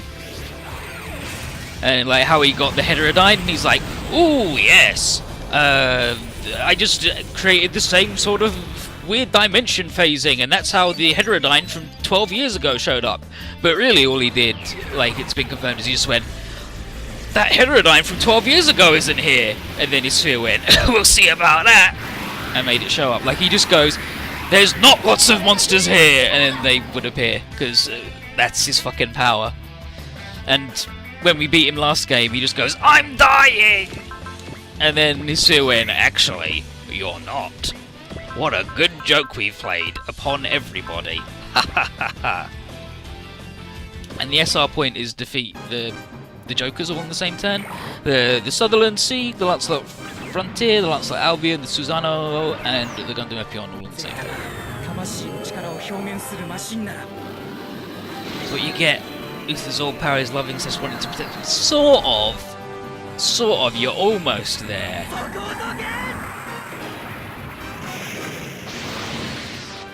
It's like how Abe became the god of lying by lying to get a job. Yeah, like he lied a lot because he sucks and he's an idiot, and he just kept on lying until eventually he wanted like so much for his lies to work out that a magical orb descended from across the multiverse and went, "You seem like the right sort of fellow for me. You're full of shit. Let's go! Let's go!"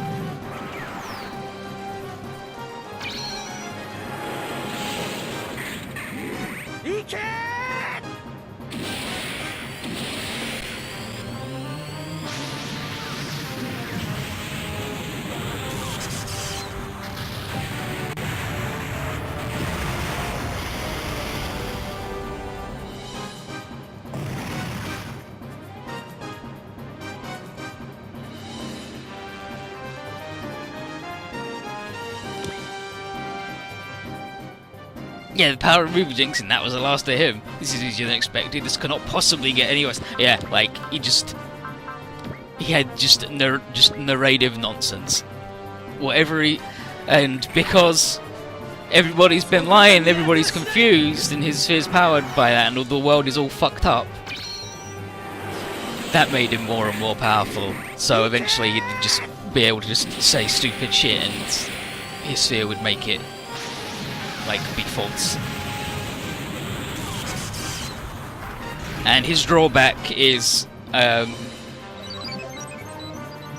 as it draws on his power, like as it draws on him, like Setsuko's is like losing all senses, Rand is constant pain, Crow is like unable to like do anything other than focus on one particular thing because he's at the fulcrum. Ames is that he just can't communicate at all, like anything meaningful, and he like becomes like, as you do big moves on him, he becomes less and less able to do that. Like I said, he just mumbles colours. He just reads like he just recites prime numbers for one of them, the one that he did. There's one where he just reads out a really long job description of like a train driver going to work or whatever. There's one where he talks about the red water from the dead dog's ear and the skull cracking across the moon, or like just loads of nonsense words all put together that work in Japanese because Japanese is just a series of just shit piled onto each other. They like sentence structure's all fucked up. But even then, it's just nonsense, like just actually nonsense.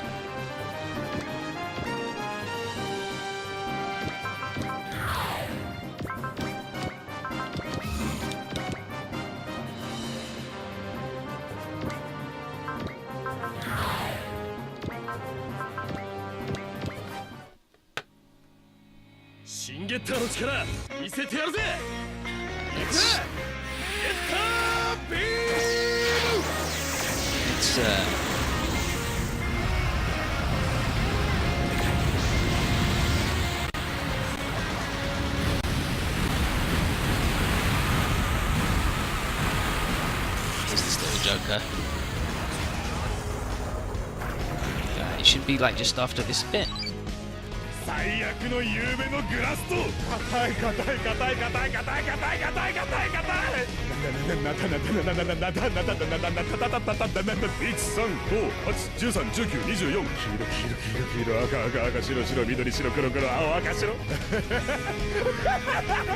And there'll be a scream at the end of this in a second of Shawnee, so...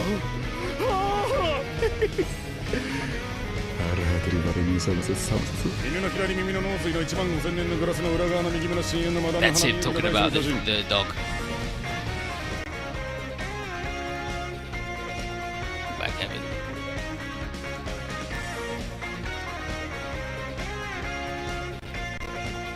I mean, this plat told me until I had that thing sitting there. But yeah, that's Amy's good. His voice actor's good.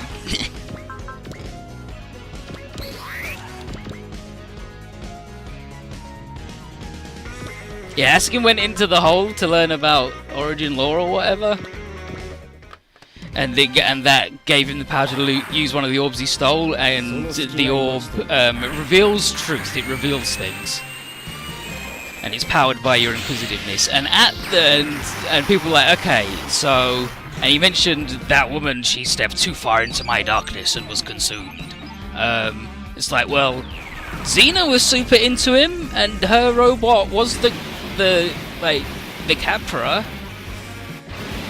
It's like maybe she had the inquisitive goat one, and like because she was always like, tell me about yourself, Asukin. Like maybe she was too inquisitive, stepped too far, activated it, and like Asukin just never gave a shit about her, and he was only being mysterious and being into her, so her sphere would activate.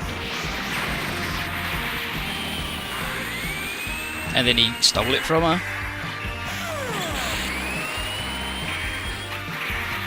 But yeah, it's all about revelations, and you can always get to the bottom of something. You can discover whatever, as long as you have that one. And so his power just actually goes, here's what this dude's all about. Look at him, he's actually just a really shit researcher who lied on his CV. Yeah, like he's not that cool and good. Actually, he sucks.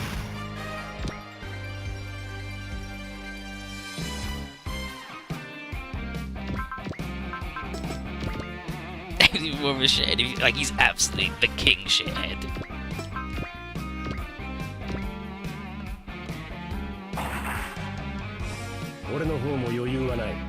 And you'll see in Z3 there's a thing called being a third stage sphere reactor where you move beyond having the downside. And you attain just new levels of bullshit, and it's like, okay, if AIM had ever done that, like actually everybody was fucked, like you wouldn't be able to do anything. Like he'd go, oh, you definitely beat me, now I'm defeated, and then he'd win. Like that would be as far as he'd have to go to win any fight. He'd go, oh, I lost this one, and he just wins. Unless someone came up with the hard counter sphere and just went, oi, eat shit.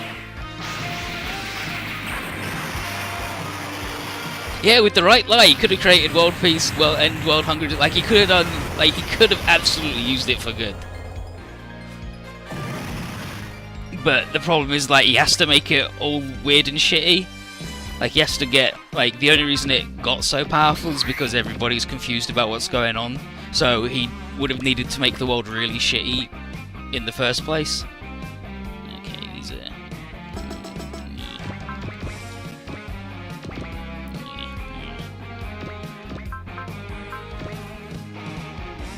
Before he could have got to that power level, but also, he could have done it. Could have made it so Crow was never in there. I don't know, like, that might be a bit much even for his sphere. Gundam, I hate you.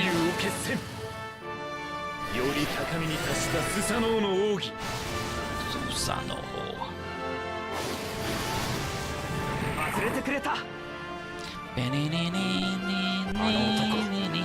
猛襲に囚われているのか。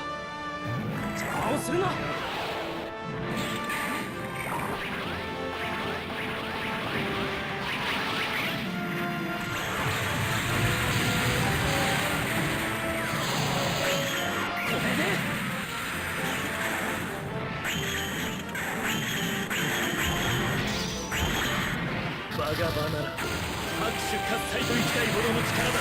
He's always the only one that gets power from other people. I think so, actually. Like, thinking about all the other ones we know, some of them, like, interact with other people to get power, but there aren't any that are like, oh, the world's all fucked up, so we get this, hell yeah. Like, it definitely draws on the bearer, whereas his is just... he's a shit. Like, there's one... No, like, even then that's based on what you are doing in regards to... Yeah, like, I think his is the only one that draws other power, like, power from the environment and bullshit around you.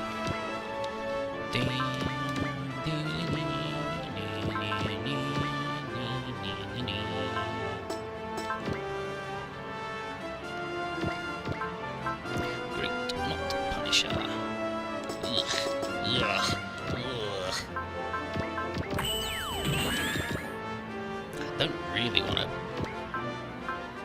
put this dude in there because he can't. Actually, yeah, okay, so he can hit everybody, so he should be good if they'll try and counterattack him.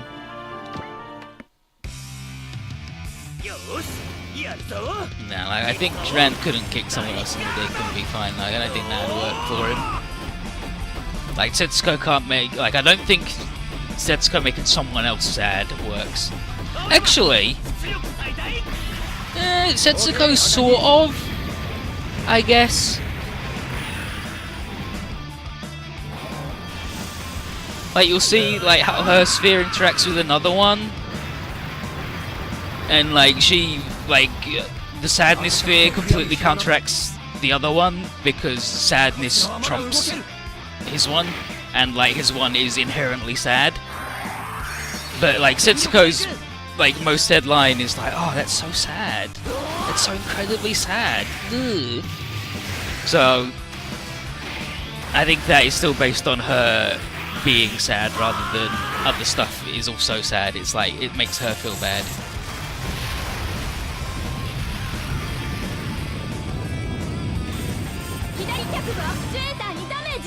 Actually, damaged. But yeah, we meet people in Z3 who, luckily,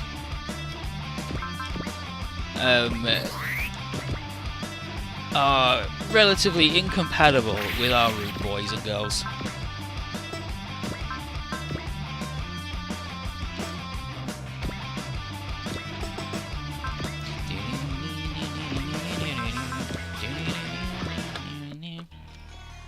And then there's one where you think it's incompatible, but they're not. They just don't like each other, and they're just like, it's not a point of the spheres, I just don't like you, shithead. But also their spheres, like, do things from opposite directions, but end up at the same place, sort of.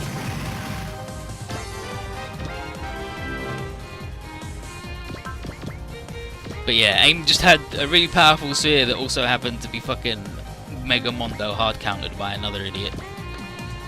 Zex! Hero, we meet at last. I'm fighting for Relentless Peace or whatever. You think your heart is ready? I'll show you, Hero. Let's go. That's right, Zex. Target locked. Assaulting the target, Zex Marquis.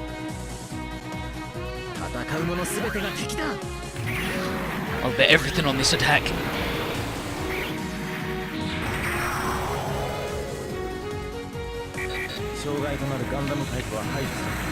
The enemy is Gundam.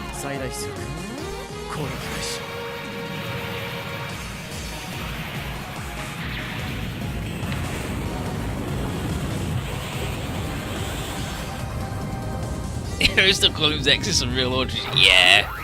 It's like, come on, dude. Nah, that's because Miliardo Peacecraft is a good boy. Or is Zex the good boy?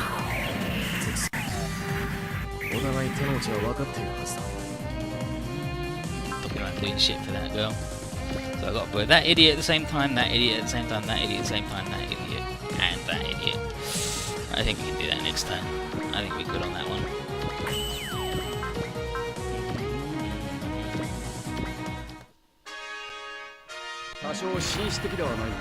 But yeah, by the end of Z3, we will have met all of the spheres but one.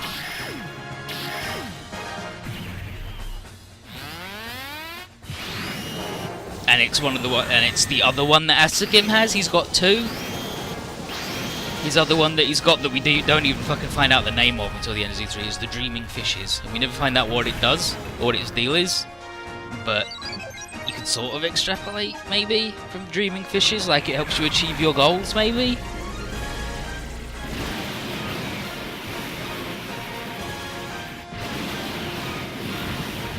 Askim's dream of is getting all the spheres so he can fucking die, so he's really good at finding spheres.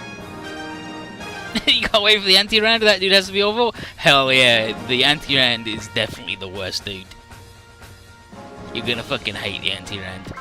And by that I mean the anti-rand is fucking incredible. The anti-crow is good too, except he's got possibly the worst music of fucking all time. His theme tune is the worst because it sounds like someone just fucking burping. Like straight up just a person doing big burps.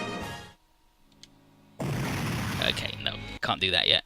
Definitely can't do that yet.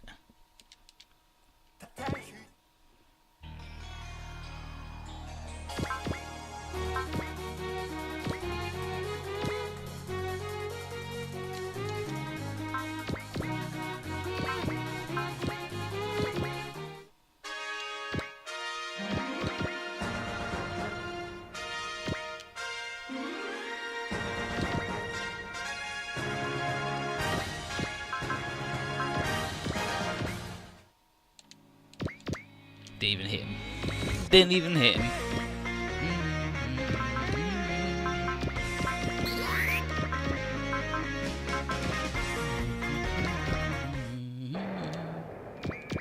Perfect, perfect. Right, that's that dude toasted next time.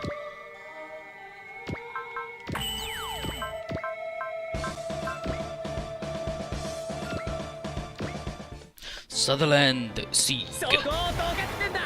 Not G. Well, like Sutherland G. I can tell how he's made the mistake because Gu and Ku are the same except for one little line. But it's the Sutherland Sieg.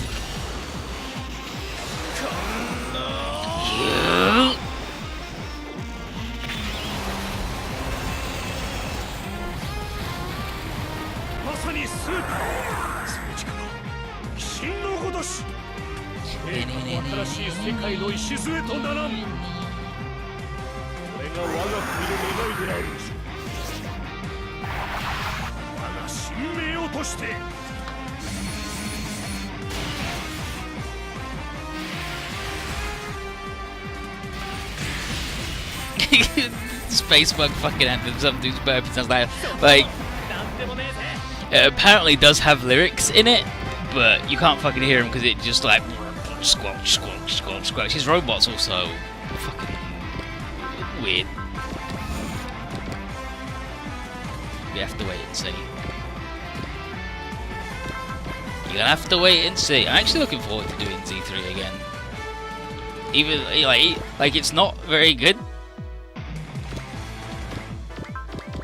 but I'm looking forward to going down the road with you guys again and like getting it all, and we can go, yeah, like Z3 is definitely not good and a big disappointment, but you know, it gave it, like, it didn't even give it its best shot, to be honest. Like, it just fucked it mostly. But it does have some good moments in there among all of the shit.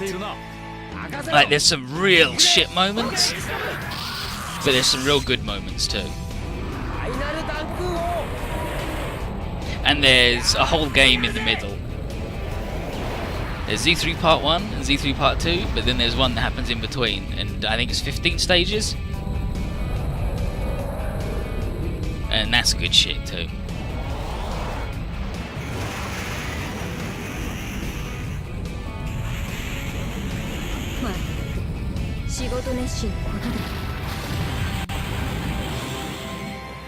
Need the darkness to show the light, as Bob Ross would say. Hell yeah.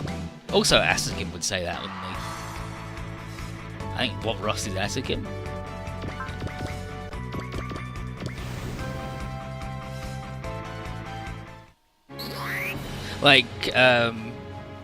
Like some of it is just fucked because they made really weird decisions. Like you'll see when we get to the end of part 1, their grand finale of part 1 is the end of Gurren Lagann, and that is not a good midpoint because that fucking escalates. And then it's like, this is the midpoint of our story right now. Fucking the escalation of fucking Gurren Lagann. It's also the first time, like Gurren Lagann's finale is the first time that the final boss of a Super Robots game isn't an original character.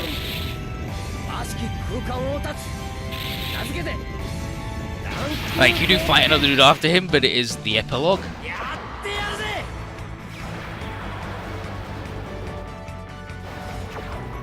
You come down from the end of Gurren Lagann fucking very carefully. Very fucking carefully, as you'll see.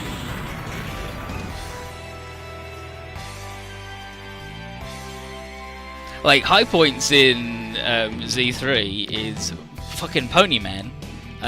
Beck and Gates hanging out. Gates is just incredible all around in it. Like, he has loads of shit he says to everybody.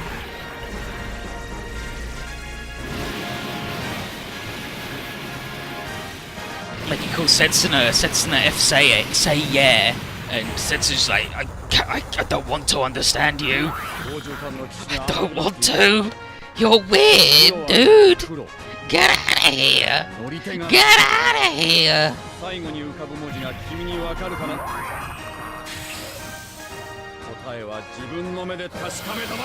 Got Gowron, Gates, Beck hanging out too. That, like, you know how in V, like, all the plot of Zambot and Daitan had already happened? In Z3, there is a little, like, a cutscene, like, halfway through the game, where it's just Banjo talking to someone else, and they're like, yes, just this moment I have finally done all of the Daitan plot. Thank you for your assistance. And it's like, what? You've been in for 5 fucking games, and you don't get anything on screen? Fuck. They just go, this happened just now while you weren't looking. Sorry, we didn't have time to squeeze Daitan in. Whoops. This is the best machine.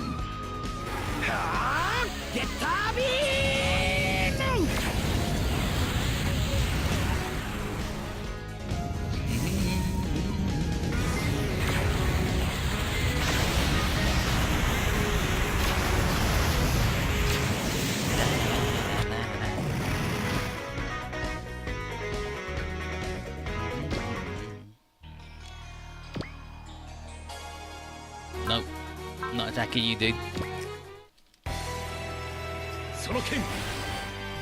What gets added for Z3.1? Do we lose any nerds? Added is Full Metal Panic. Let's have a look, let's have a look, let's have a look.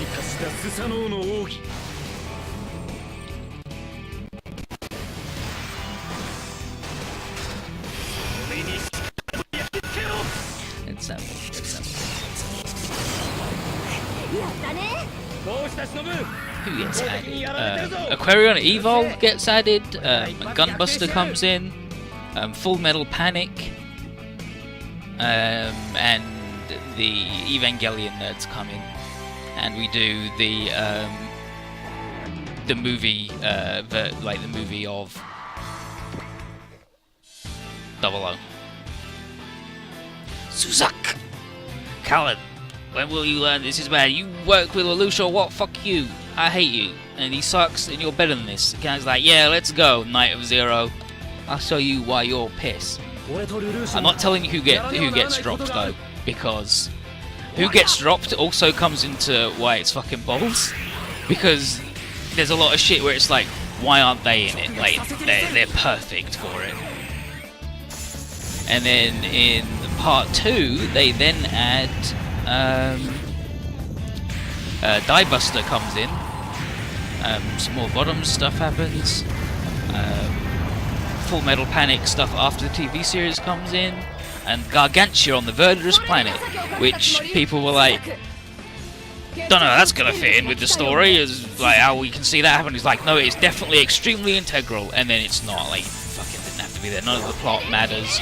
It's completely sectioned off into its own little zone where all of the plot happens on its own route splits, and it's fucking bad. And they made the animations are bad. The dude looks bad. Instead of being super cute, like they somehow made the super cute robot from Gargantia look not cute somehow.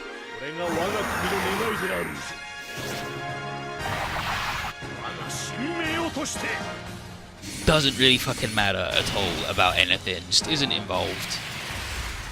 He's all he's either all ranged attacks except his final attack, which is melee, or the opposite way around, but either way his final attack is the complete opposite to all of his others. So you either build him so he does loads of damage with his finisher, or you build him so he just does damage with all his other attacks and just doesn't have a finisher. So it's like he's just shit, like he's just actually bad. I don't like what they did with it. Like, Gargantia doesn't... It's got a robot in it, and there's some fights, but it doesn't fit in Super Robot Wars because in Gargantia there's like 3 fights and all of them are just massively one-sided, because that's sort of the point. All the mags we get Bond to come back, hell yeah! Hell yeah! Bosses even have specific lines for Bontakun, separate from what they would say to Sosuke. They have lines for Sosuke and they have lines for Bontakun. And Bontakun's really good, and it turns out that he is the most powerful of all beings when it comes to spheres. Love that dude. Yeah, like Gargantia, the first fight, once the plot starts happening with Gargantia, is they go, those pilots are attacking us, and he goes, alright, and the robot flies over there and just uses homing lasers to instantly kill every single one of the bad pirate men. Just flies over them and zaps each one of them with a laser and completely disintegrates them. And they fly back and everyone's like, you can't do that anymore, that's fucked up, dude. And so it doesn't really fit in Super Robot Wars, where it is neither that powerful, or like it's not a show about robot fights. Check this out, Zero. You're full of shit, we don't like you. I don't know what you're talking about.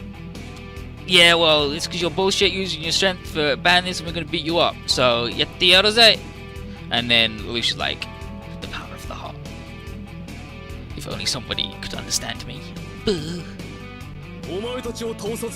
There isn't sort of Damocles. If you think the final boss in V is awesome with Bonta, wait till you see fucking everybody else in Z3. Like Z3, they go fucking Lucia's outfit. I forgot that he dresses up like a weird sailor baby.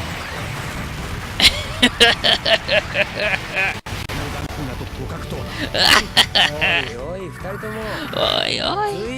Oi oi! Oi oi!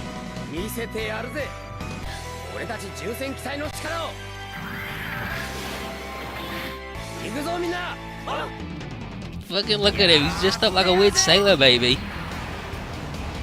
Fucking dressed up like Jirachi. You go, dude, you fucking go.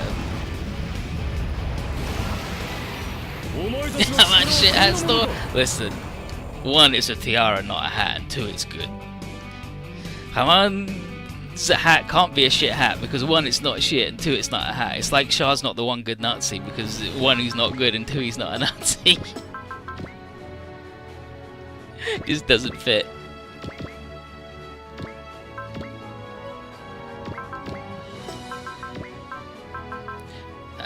Yeah, dynamite explosion. No, like Lucia's talking about stealing your heart or something. Like, I don't know what he's actually talking about, but he definitely mentioned your heart. Well, his heart. and then Planet Dance to heal this boy who's dying because he got shot with thing. What's wrong with Kaguya's people being thin men from XCOM? It's because they are designed by Clamp. They're designed by the ladies from Clamp, and the ladies love their anime a certain way, and that's 90% legs and 50% hands.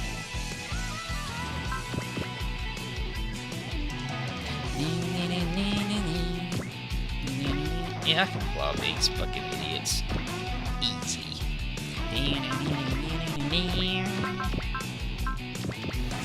Use the parallel on this Joker.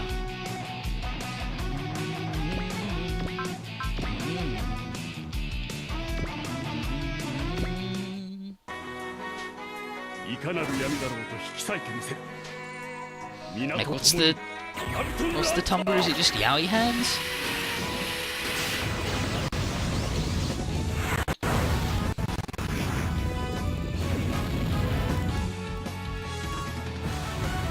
Oh, WTF yaoi anatomy?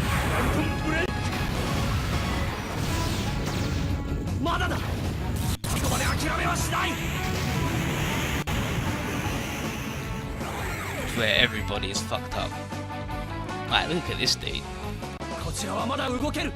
Like, they look all fucked up because an attractive thing in Japanese is to have a small head.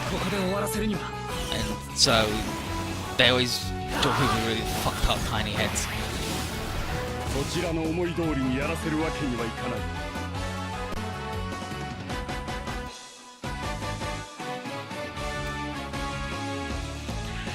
Like, look at that shit.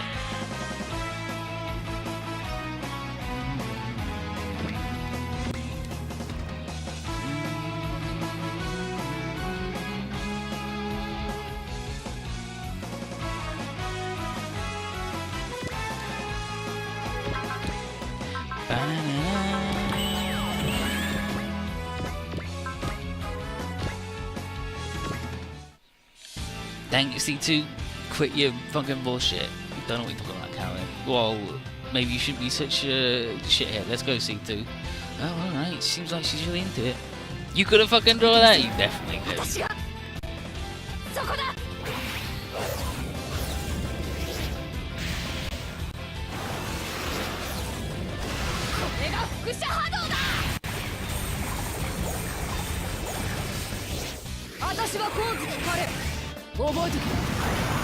Here's another one.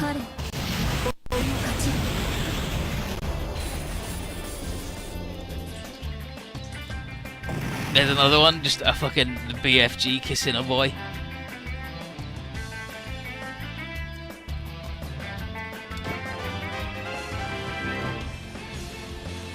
It's the Green One Vision? No, it's just what they look like. Look at these jokers.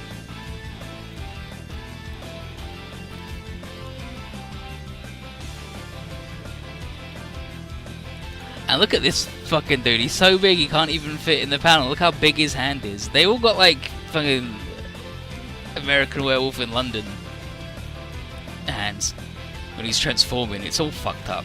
This is like, well, I'm out of here then. I'll show you. C2! It's like, and then it's like, damn, C2, you're sticking with Lelouch to the end. This is bullshit.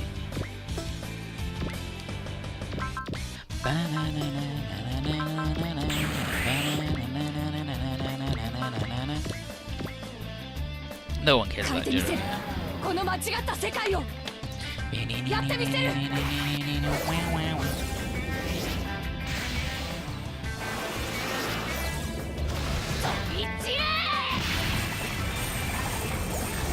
A midget and a giant, both with tiny heads kissing. What a man with... Like, okay, drawing hands is hard, so you draw them big. So it's like, you either don't draw them at all, you draw them big, so it's easier. And you draw them a little tiny head. Got a little tiny head, because Japanese people are neotenous. What's fucking Orange doing?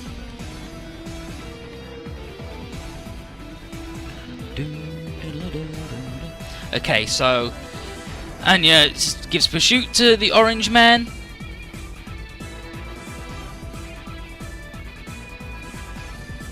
He's like, dude, it's the Knight of 6, she's after me, and she's seemingly annoyed at how weak he is, that he has to rely on help beyond his own abilities.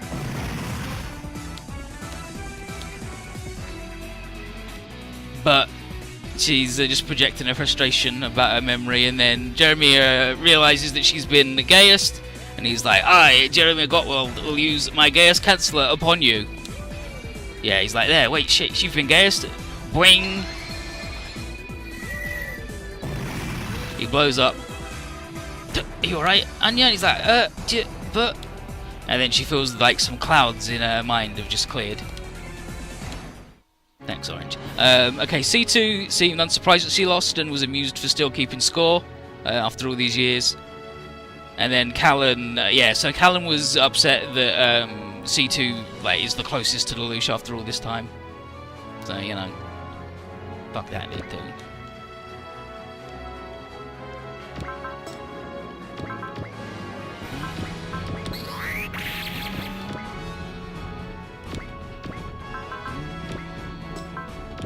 Yeah, obviously these are just the examples of the worst and most outrageous examples of yaoi anatomy.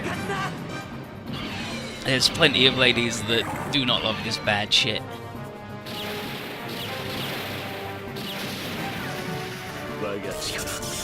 You know what have a C2 and she gets exploded, stab shot, just gets better eventually, just gets up after a little bit. She ends the first season sinking to the bottom of the ocean, and she's fine. Auxiliary GN drive, thank you, bueno. And then Mr. Bushido.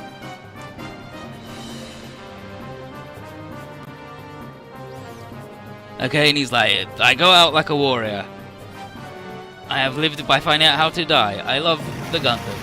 I lost." It's like, dang, that dude. Watch us as we go into the future, Mr. Bushido. And Setsu's like, he's alright, he's fine, he's still alive, and he is capable of the struggle needed to live on.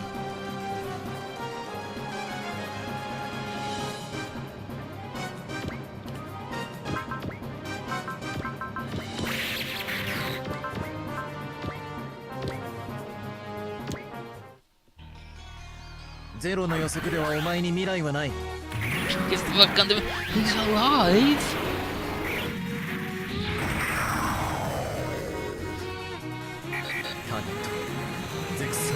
Six months. 攻撃開始。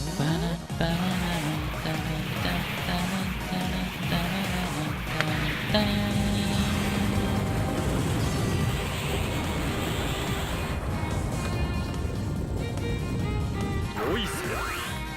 しかし私はまだ死なん。私は終わらせるために戦っているのだ。ヒーロー。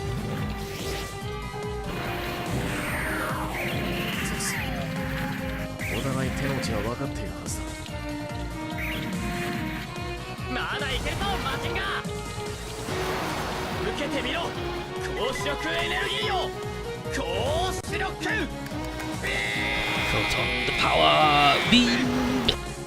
Blow up that Joker, he's fucking dead. Died as he lived. God damn him, Ally, beautiful.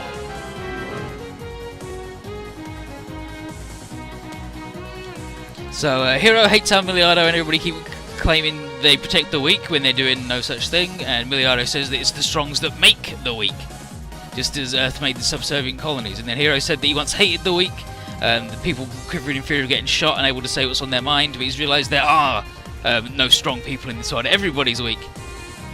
And he says Zero already destroyed the old institutions that kept the colonies on Earth at each other's throats, why can't Miliardo see that furthering the conflict is pointless? We beat him up.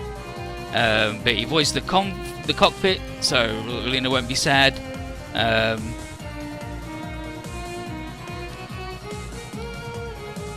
Yeah, let's talk about the thing. Comes over here.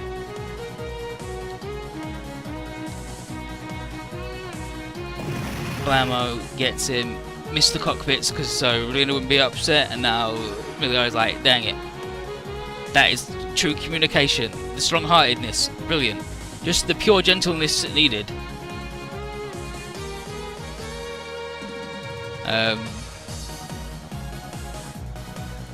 To build the world ahead, just like Ilya Schoenberg maybe thought of. And if that's what's needed, then Miliardo is going to do his best to live long enough to see that sort of thing in action. And then, away we go!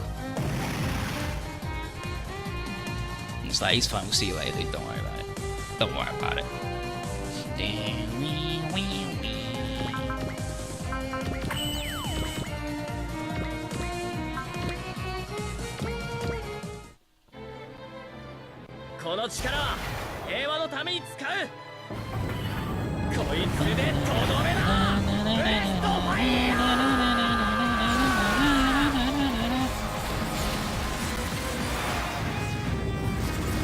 We blow up Suzuki, he sucks.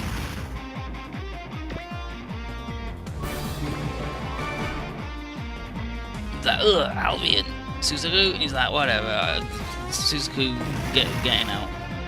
And he's like, nah, he's fine. And Hiro knows that Suzuki's battle isn't over yet. Thanks for fucking coming all the way over here, asshole. Wait, opposite.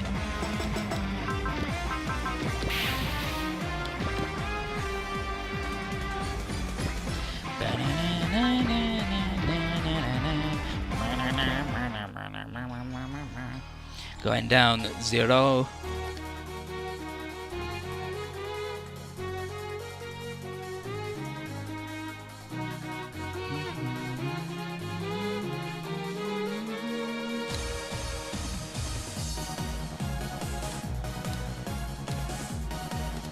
Yeah, so outwardly Lelouch's taunting everybody, and inwardly he's like, yes, hate me. This is what we need. This is the strength we need going forward. Resolve to beat up my shitty ass.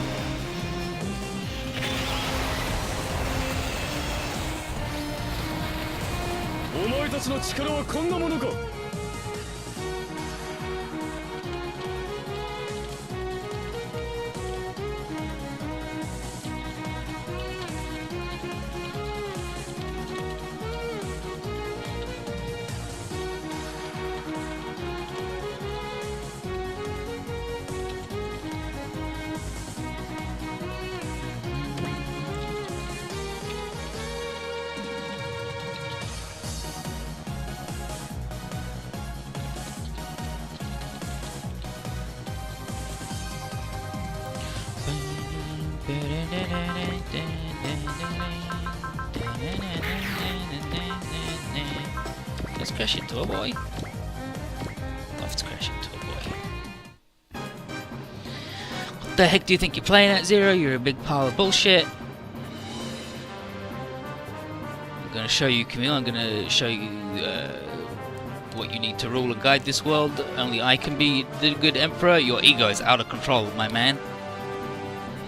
Yeah, well, I'm king, you aren't. Let's see what we can do. Zero, I'm gonna take you out. I'm gonna show you true goodness. Bye. That's it, Camille. Murder my ass. No, Patrick doesn't die before he even meets Miss Mannequin, so that's definitely not the secret of his power.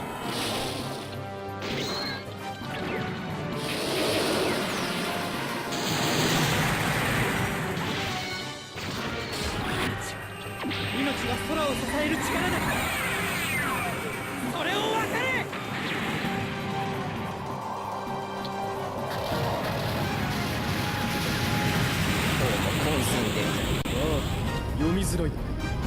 Fucking boy, calm down.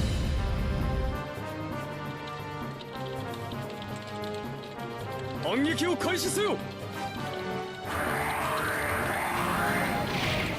未来は我が名と共にあり。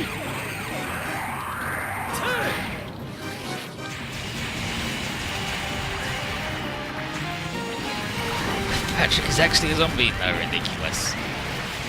Oh, he loved being the ace of the A, but he wasn't. The trick is that Patrick is second choice for the lying shithead sphere because he is also delusional and lies on his CV.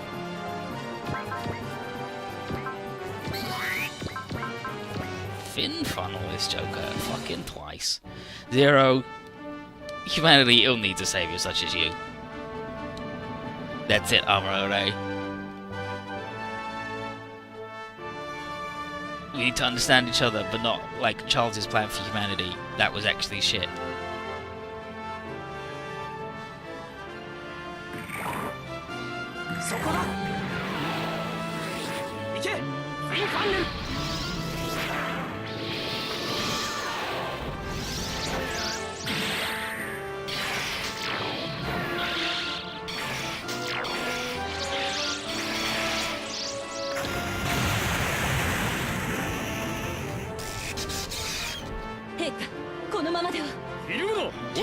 Your Highness is getting old fast.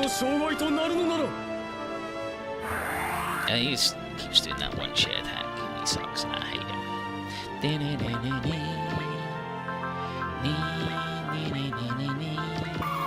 Should've just done Brave. Even much cheaper. Zero, what the heck? Ah, 21st century security economy, the part of X's that doesn't do shit. Fuck you! Salaryman could protect peace too. That's right, Zero, your guy sucks and can't even stop someone from losing their house. Keep telling him I'm not Zero, I am Emperor Lelouch. Yeah, whatever, shithead, that's it. Show me your fire, boys. Now, I'm getting all the emails because it's email o'clock fucking apparently.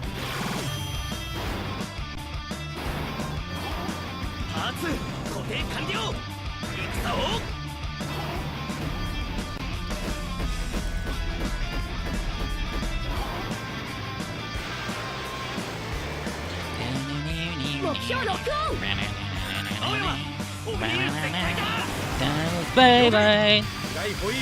Fucking fight with the shit out of that man, he's upset about it.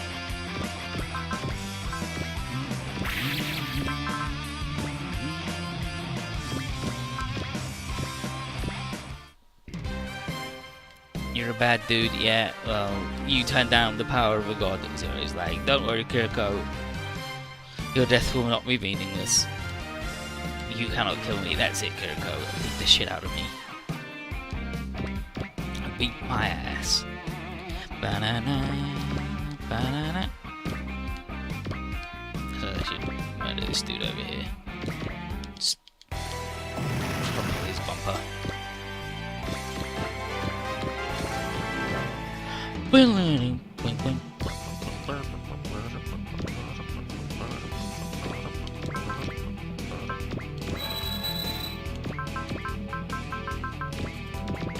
Give me that cheer.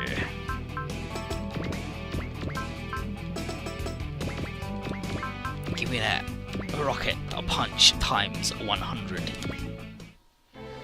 Hey, Emperor Lelouch Zero, whatever, you're a big pile of shit. Ha ha ha, Kojihudo, as if you could ever understand the true intentions of my plan. Yeah, whatever. What about all your time at Ashford? You were just a terrorist or whatever? Dang it, Zero, you're a real shithead. Yes, well, you wouldn't understand. I'm good and cool and you're an idiot. Dang it! Dang it! That's it. Beat the shit out of me. Yeah, gonna punch him in his sword of Damocles.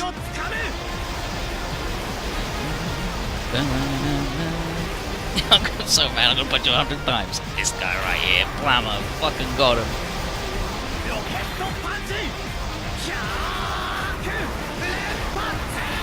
100. And then just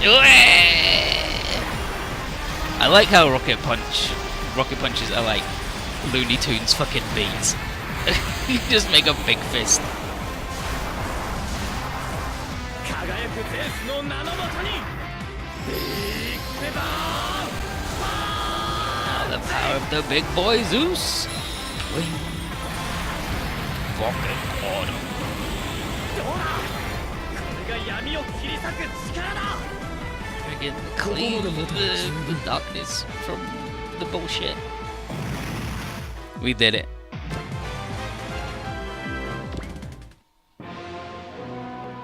Damocles. So, if he'd spoken to Callan, then he had to like outright just say loads of awful shit to make her hate him to finally hit him. But Lucia's now heading for the exit, and he says that he'll be able to rebuild everything as long as he lives. And D-Hart is like, let me come along too. He's like, you. A man such as yourself isn't fit to see the world to come. And the same goes for Liu Mei. And Liu Mei's like, nah, that's fine. I knew you were going to ditch me. I don't worry about it. So Lucia's going to let the Damocles, icon of the old order, be these two Jokers' grave. And he's like, at least Gaius me, so like I won't get fucked. And he's like, no, you're definitely not worth that. See ya, Joker.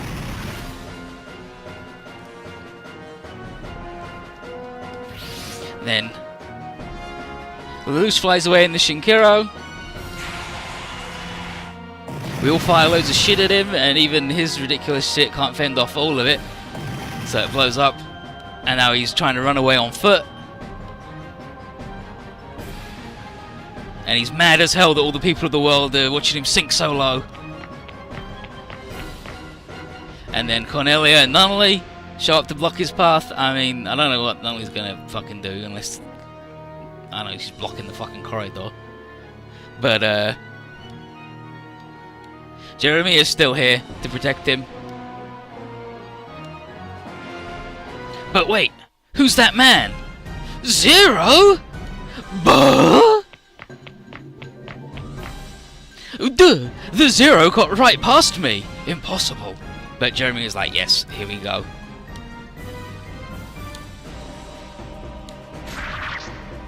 And with that, Zero stabs Lelouch right through his fucking heart with a big ass sword.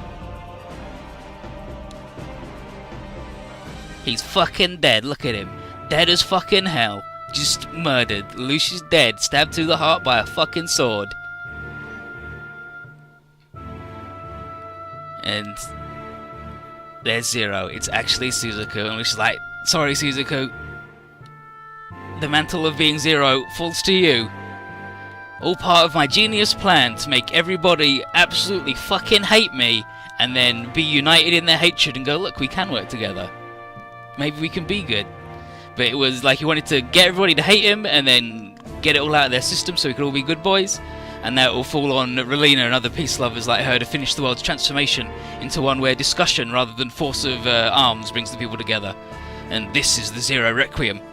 And it's the hopes that Suzaku and Lelouch saw in sea space.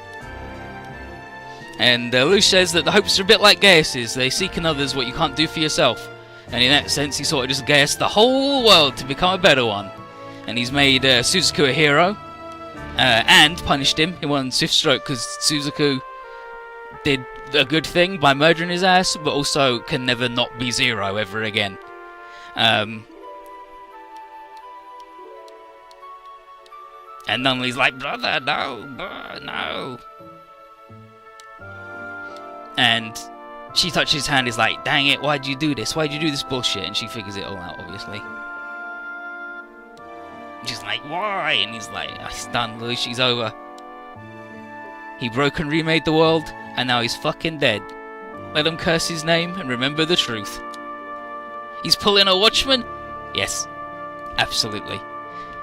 In the show, he's going to the execution of Nunnally and all of the other Black Knights, and then Zero comes up, just fucking stabs him through the heart, and he tumbles down some fucking, like, down the ramp, and he's dead. But yeah, he just did a Watchman. Hero knows the truth, because he saw it in the Zero system. Wu Fei's figured it out as well. Well, he says he did, but he's full of shit. Crow figured it out, though, and they all knew that trying to stop Lelouch would have just made things worse. So they had to let him go through with his ridiculous plan to be the bad guy.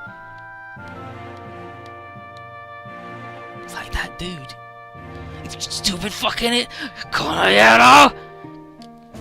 And then Lady Yun gets on a PA and announces that Emperor Lelouch is fucking dead. And the beginning of the world's renaissance can start right now. Brilliant, nice work.